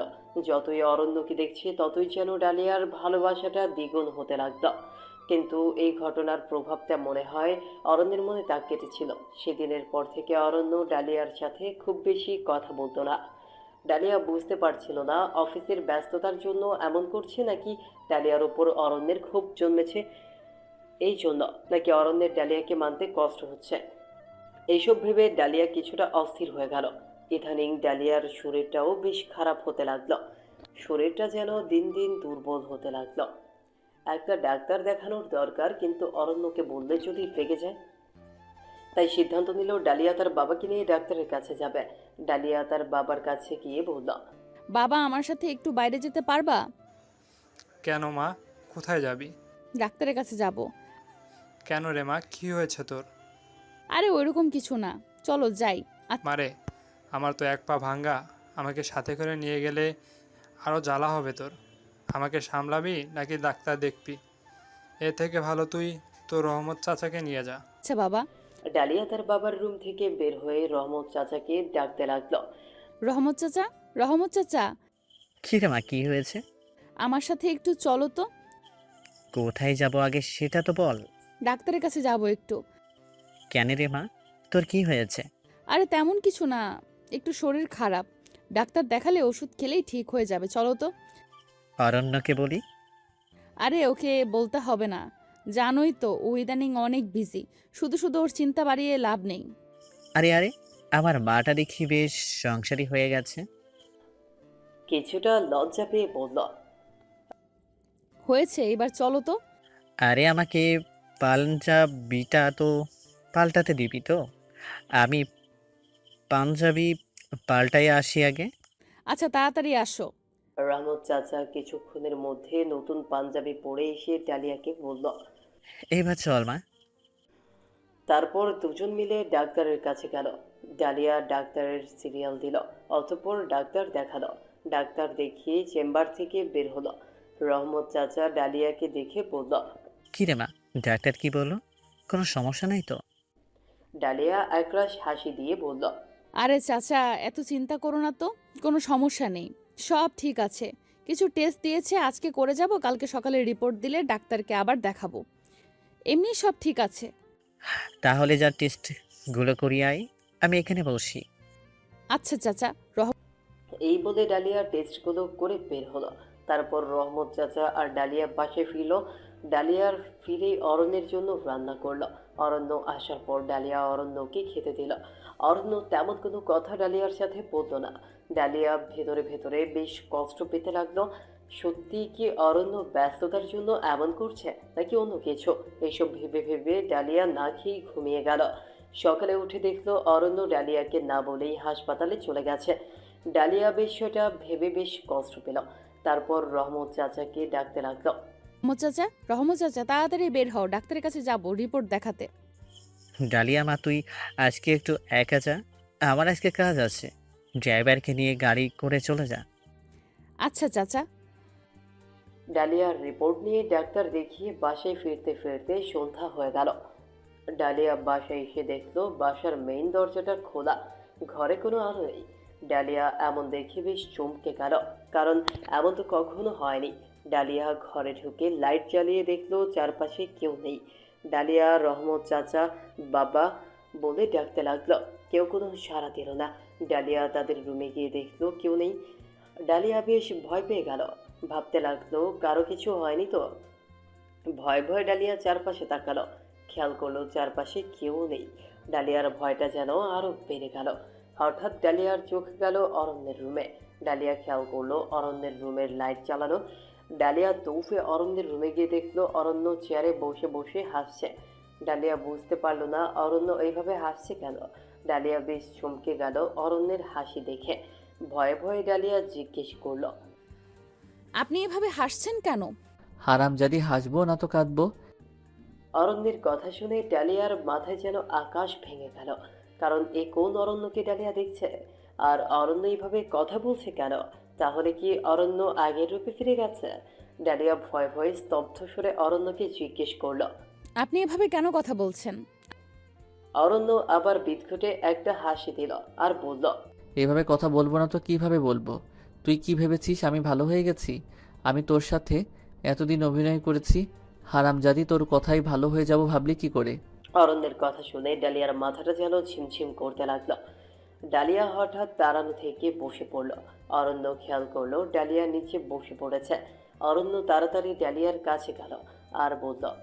ডালু, ডালু, কি হয়েছে তোমার? আমি তো মজা করছিলাম, আমার কিছু হয়নি। দেখ আমি ঠিক আছি, একটু চারদিকটাতে খেয়াল করে দেখ। ডালিয়া অরণ্যের কথা শুনে মাথা তুলে চারদিক খেয়াল করে দেখলো বেলুন আর ফুল দিয়ে পুরো রুম সাজানো। এতক্ষণ ডালিয়া এইগুলো খেয়ালই করেনি। হঠাৎ রহমত চাচা আর ডালিয়ার বাবা আর অরণ্য বেলুন ফাটাতে লাগলো আর বলতে লাগলো, হ্যাপি বার্থডে টু ইউ। ও, ডালিয়ার আজকে জন্মদিন। ডালিয়া নিজেই ভুলে গিয়েছিল, আর ভুলবেই বা না কেন? যে পথে শিখিয়েছে সেখানে এইসব আবেগের কোনো মূল্য নেই। ডালিয়া বেশ বিস্মিত হয়ে জিজ্ঞেস করলো। আমার জন্মদিন আপনি জানলেন কিভাবে? তোমার বাবা বলেছে। কিন্তু ডালিয়া এবার কাঁদতে কাঁদতে তার রুমে চলে গেল। অরণ্য বুঝতে পারল না ডালিয়া এইভাবে কেন কাঁদল। অরণ্য দৌড়ে ডালু ডালু বলে ডালিয়ার রুমে গিয়ে বলল। ডালু কাঁদছে কেন? কি হয়েছে? আমি কি তোমাকে খুব বেশি কষ্ট দিছি? ডালিয়া অরণ্যের গলার ধরে বলল। আপনাকে কতবার বলেছি এসব মজা আমার সাথে করবেন না, তবুও কেন এসব মজা করে আমাকে কষ্ট দেন? আমাকে কেন আপনি যন্ত্রণা দেন? এসব মজা আমার ভালো লাগে না। এসব মজা করলে যে আমি ভয় পেয়ে যাই, আমার কষ্ট হয়, সেটা কি আপনি বোঝেন না? তবু কেন আপনি এরকম করেন বলেন? এইটা বলে ডালিয়া অরণ্যের বুকে মাথা রেখে কাঁদতে লাগলো। আর অরণ্য ডালিয়াকে শক্ত করে জড়িয়ে ধরে বলল, ডালু সরি, আমি আর কোনোদিন এমন মজা করব না। আমি বুঝতে পারিনি তুমি এতটা কষ্ট পাবে। আমি তো সারপ্রাইজ দেওয়ার জন্য এমন করছিলাম। তুমি বলো আজকে আমার থেকে কী চাও, আমি তাই দিব। সেটা মানার চেষ্টা করব। কিন্তু প্লিজ তুমি কান্না করো না। প্লিজ তুমি কান্না থামাও। এভাবে কাঁদলে যে আমার অনেক কষ্ট হয়। তুমি বুঝো না আমি তোমাকে ভালোবাসি ডালিয়া। ডালিয়া কান্না থামিয়ে অরণ্যকে আরো জোরে জড়িয়ে ধরে বলল, আপনি আমাকে কথা দিন, আপনি সবসময় এমন থাকবেন। আপনাকে কোনো মেয়ে বা আমিও যদি ছলনা করে ঠকাই, তবু আপনি আগের মতো হবেন না। আমি আপনার কাছে শুধু এটাই চাই। অরণ্য ডালিয়ার কথা শুনে বেশ অবাক হলো। ডালিয়া তার নিজের জন্য কিছুই চাইলো না, উল্টো অরণ্যের ভালো চাইলো। অরণ্য ডালিয়ার কপালে একটা চুমু দিয়ে বলল, কথা দিলাম ডালু, আমি আর কোনোদিন আগের মতো হব না। প্লিজ তুমি ওই রুমে চলো, সবাই অপেক্ষা করছে, আর কান্নাকাটি করো না। ডালিয়া চোখ মুছে বলল। চলেন। তারপর ডালিয়া আর অরণ্য ওই রুমে গেল। একসাথে কেক কাটলো। অরণ্য ডালিয়ার হাতে রিং পরিয়ে দিল আর ঠিক করলো 7 দিন পরেই বিয়ে করবে। ডালিয়ার বাবা আর রহমত চাচাও বেশ খুশি হলো। সবাই সিদ্ধান্ত নিল ঘরোয়াভাবেই বিয়ে হবে। আর ডালিয়াকে অরণ্য একটা কাগজ দিল আর বলল, এটা হলো ওই লোকটার সাথে তোমার ডিভোর্সের কাগজ, সাইন করে দাও, তাহলে আর কোনো সমস্যা থাকবে না আমাদের মাঝে, তাহলে কেউ আর বাধা দিতে পারবে না। ডালিয়াও সাইন করে দিল। অরণ্য ডালিয়াকে বলল, বিয়ে ঘরোয়াভাবে হলেও আমি চাই তুমি পরীর মতো সাজো, তোমাকে নিয়ে কয়েকদিন শুধু শপিং করব। ডালিয়াও বেশ খুশি হলো। রাতে নিচের রুমে এসে ডালিয়া আংটিটা দেখতে লাগলো। পরদিন দুজন মিলে শপিংয়ে গেল। ডালিয়া আর অরণ্য শাড়ির দোকানে গেল। ডালিয়াকে অরণ্য একটা নীল শাড়ি দেখিয়ে বলল। ডালু তুমি এই নীল শাড়িটা নাও, তোমাকে বেশ মানাবে। ডালিয়া মুচকি হেসে জবাব দিল, আমি জানি আমি জানি আপনার নীল পছন্দ, তাই বলে বিয়ের দিন নীল পরবো? আমি বিয়ের দিন লাল শাড়ি পরবো, লাল টুকটুকে বউ সাজবো। আমি একটা লাল শাড়ি কিনবো। আচ্ছা, আমার ডালুর যা ইচ্ছা হয় তাই কিনে দিব। ডালিয়া একটা টকটকে লাল শাড়ি কিনল। রককুমারী গহনা কিনলো। অরণ্যও শেরওয়ানি কিনল। আস্তে আস্তে সময়ও পার হলো। স্বপ্নের মতো যেন সুখের সময়টা পার হতে লাগলো। আর কালকে ডালিয়ার অরণ্যের বিয়ের কথা মনে হয়ে অরণ্য বেশ আনন্দ পেতে লাগলো। ডালিয়াকে আপন করে পাবে এটা ভেবেই যেন অরণ্যের মনটা খুশি হয়ে যেতে লাগলো। এসব ভাবতে ভাবতে অরণ্য ঘুমিয়ে গেল। পরদিন সকালে রহমত চাচার ডাকে অরণ্যের ঘুম ভাঙল। রহমত চাচা হাঁপাতে হাঁপাতে বলতে লাগলো, অরণ্য, ডালিয়া, ডালিয়া। কি হয়েছে চাচা, তুমি এমন করছো কেন? ডালিয়ার কি হয়েছে? ডালিয়াকে কোথাও পাচ্ছি না, সারা বাড়ি তন্ন তন্ন করে খুঁজছি, ডালিয়া কোথাও নেই। এত সকালে কোথায় গেছে? কি বলছো চাচা? হ্যাঁ বাবা, সত্য বলছি, তুমি এসে দেখে যাও। অরণ্য সারা বাড়ি খুঁজে ডালিয়াকে পেল না। ডালিয়ার রুমে দেখলো ডালিয়া নেই, সাথে ডালিয়াকে কিনে দেওয়া শাড়ি আর গহনাগুলোও নেই। হঠাৎ অরণ্যের চোখ গেল ডালিয়ার টেবিলের ওপর। দেখলো একটা কাগজ গ্লাসের নিচে চাপা দেওয়া। কাগজটা খুলে দেখলো ডালিয়ার অগোছালো হাতের লেখা, আর সেখানে ডালিয়া লিখল, আমাকে মাফ করে দিন, আমি আপনাকে বিয়ে করতে পারবো না। শাড়ি আর গয়নাগুলো নিয়ে গেলাম, আর আপনার সাথে যা করেছি সেটা আমার ছলনা। আপনি মাফ করে দিন আমাকে। চিঠিটা পড়ে অরণ্যের মাথায় যেন আকাশ ভেঙে পড়ল। ডালিয়া এমন একটা কাজ করলো, বিশ্বাসই করতে পারছে না। দিন ঘুরিয়ে রাত হলো, ডালিয়া আর আসলো না। অরণ্য মনে মনে ভাবলো ডালিয়া তাকে ঠকালেও সে ডালিয়াকে ঠকাবে না। ডালিয়ার কথা সে রাখবে। সে আর আগের জীবনে যাবে না, সব কিছু ঠিক মতো করবে। তবে এটা আবারও প্রমাণ হলো মেয়ে মানুষ ছলনাময়ী বিষাক্ত জাত। আস্তে আস্তে দিন পার হতে লাগলো। অরণ্য অরণ্যের গতিতে চলতে লাগলো। কেটে গেল 3টা মাস। হঠাৎ একদিন অরণ্য খেয়াল করলো মাবিহা এসেছে। মাবিহাকে দেখে অরণ্য বেশ চমকে গেল। আর মাবিহা দেখার পর অরণ্যেরও একটা ক্ষুদ্র মায়া জন্মালো। মাবিহাকে অরণ্য জিজ্ঞেস করলো, মাবিয়া তুমি হঠাৎ? ভয় পেও না, আমি তোমার সাথে জোর করে থাকতে আসিনি। আমি তোমাকে একটা কথা বলতে এসেছি। মাবিহার শান্ত সুরের জবাব শুনে অরণ্যের একটা মায়া কাজ করলো মাবিহার প্রতি। অরণ্য মাবিহাকে জিজ্ঞেস করলো, কি কথা বলো। মাবিহা অরণ্যের দিকে একটা হাত বাড়িয়ে দিয়ে অরণ্যের হাতটা ধরে কাঁদতে কাঁদতে বলল, আমাকে কি ক্ষমা করা যায় না? একটা শেষ সুযোগ কি দেওয়া যায় না? আমি যে অনুতপ্তের আগুনে পুড়তে পুড়তে ছাই হয়ে গেছি। আমাকে মাফ করে দাও। আমাকে তোমার করে নাও। আমার চোখের দিকে তাকিয়ে দেখো, আমার চোখে কোনো ছলনা নেই। আমাকে মাফ করে দাও অরণ্য। অরণ্য মাবিহার চোখের দিকে তাকিয়ে দেখলো মাবিহাকে বেশ নিষ্পাপ লাগছে। আজকে মাবিহার চোখে অরণ্য কোনো ছলনার ছাপ দেখতে পারছে না। আজকে মাবিহাকে অনেক পবিত্র লাগছে। আর সত্যি তো মাবিহা একটা ভুল করেছে, তাকে তো সেই ভুল শুধরানোর সুযোগ দেওয়া উচিত। মাবিহার প্রতি হঠাৎ একটা মায়া জন্মালো অরণ্যের। এই মায়ার জাল ছিঁড়ে যেন অরণ্য বের হতে পারছিল না। তাই অরণ্য মাবিহাকে জড়িয়ে ধরে বলল, আমার এই ছন্ন ছাড়া জীবনে কেন জড়াতে চাও? তুমি যে কষ্ট ছাড়া কিছুই পাবে না। মাবিহাও কান্না জড়িত কণ্ঠে বলল, তুমি আমাকে যত পারো কষ্ট দাও, তবুও আমাকে ফিরিয়ে দিও না। পাশ থেকে রহমত চাচা বলে উঠল, অরণ্য বাবা, মাহিবা মা যেহেতু ভুল বুঝতে পেরেছে, তাকে ক্ষমা করে দাও। তাকে আর কষ্ট দিও না। তাকে শুধরানোর একটা সুযোগ দাও। তোমরা আজকেই বিয়ে নাও। অরণ্য মাবিহার কথা ভেবে রহমত চাচার কথা ফেলতে পারল না। অতঃপর তারা বিয়ে করে নিল। মাবিহাও আগের থেকে বদলে গেল। মাবিহা ডাক্তারি পড়া ছেড়ে দিয়েছিল আরও আগেই। অরণ্য চায় না মাবিহা জব করুক, আর মাবিহাও অরণ্যের বউ বলে পরিচয় দিতেই বেশি ভালো বোধ করত। মাবিহা বেশ মানিয়ে নিল অরণ্যের সাথে। মাবিহাকে পেয়ে অরণ্য বেশ খুশি ছিল। 1 মাস পর মাবিহা অরণ্যকে বলল, একটা কথা বলার ছিল। অরণ্য মাবিহার কোমরে হাত দিয়ে কানে কানে বলল। কি কথা? মাবিহা অরণ্যের দিকে ফিরে অরণ্যের কানে একটা চুমু দিয়ে বলল, তুমি বাবা হতে চলেছ। আমাদের পরিবারে নতুন অতিথি আসতে শুরু করেছে।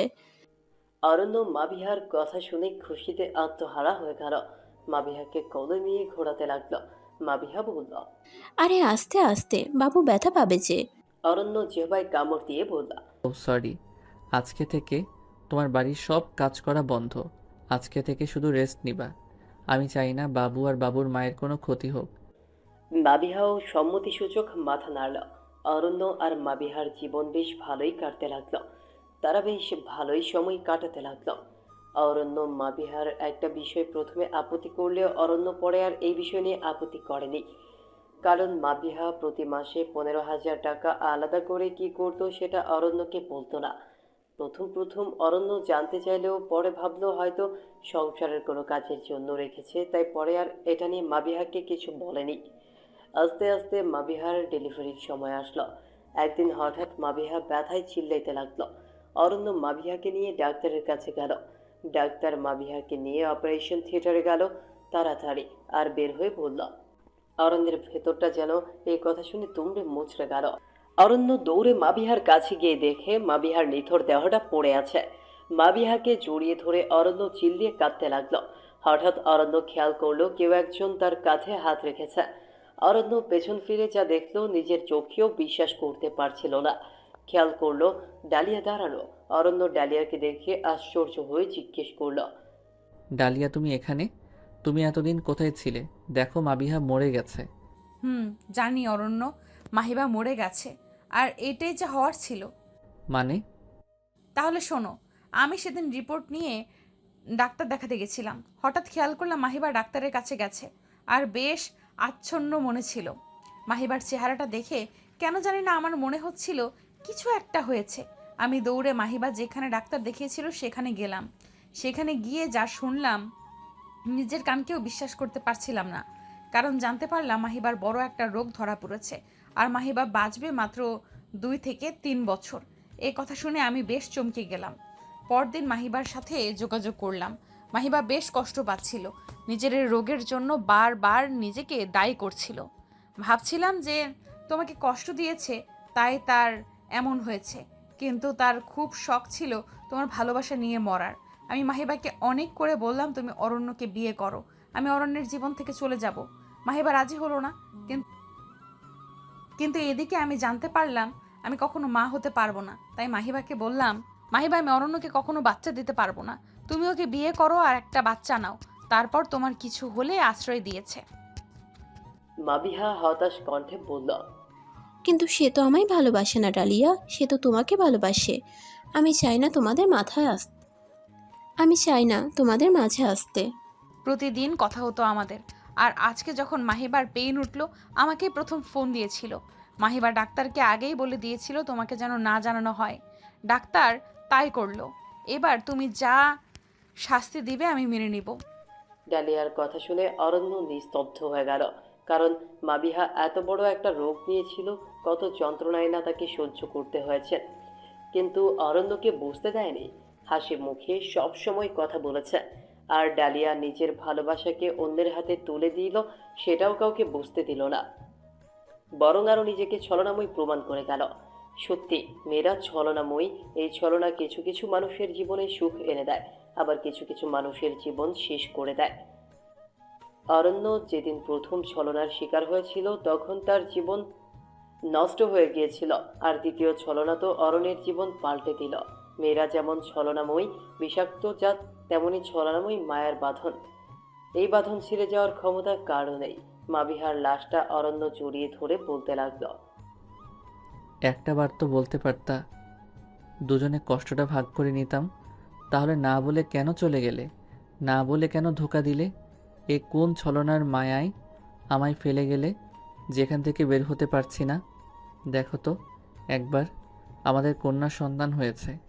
তুমি আরেক মায়ার ছলনা রেখে গেলে মাবিহা। মাবিহা দেখো, ডালিয়া এসেছে। তুমি তো তাকে কিছু বলো, এই মেয়েটা যে তোমাকে অনেক ভালোবাসে। এদিকে ডালিয়াও কাঁদতে লাগলো। ডালিয়া মাবিহার বাচ্চাটা কোলে জড়িয়ে নিয়ে বলতে লাগলো, তোর এক মা চলে গিয়েছে তো কি হয়েছে? আমি আছি তো।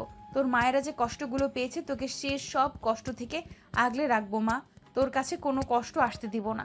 আর অরণ্যকে বলল, তোমার বাচ্চার মা হিসেবে কি আমাকে গ্রহণ করবে? অরণ্য ডালিয়ার কাছে এসে বলল, তুমি ছাড়া আমার মেয়েকে কে দেখবে বলো? মাবিহা তো আমার মেয়ের ভার আগেই তোমাকে দিয়ে গেছে।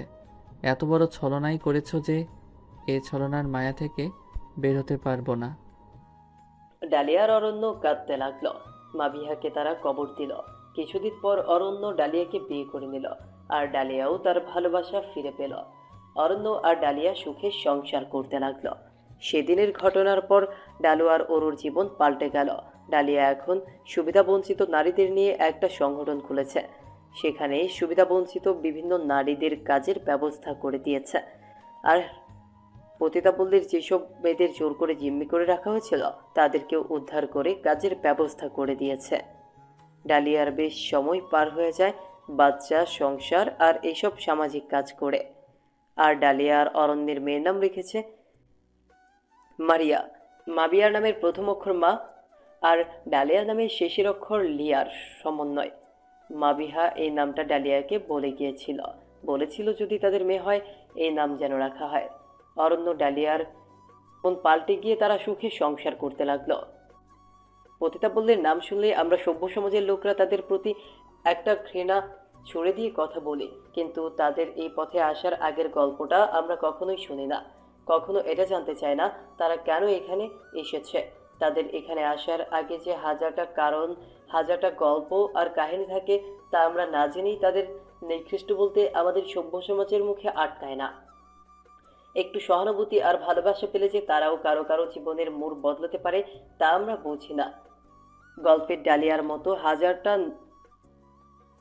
নায়িকা সমাজে থাকলেও অরণ্যের মতো নায়কের বেশ অভাব।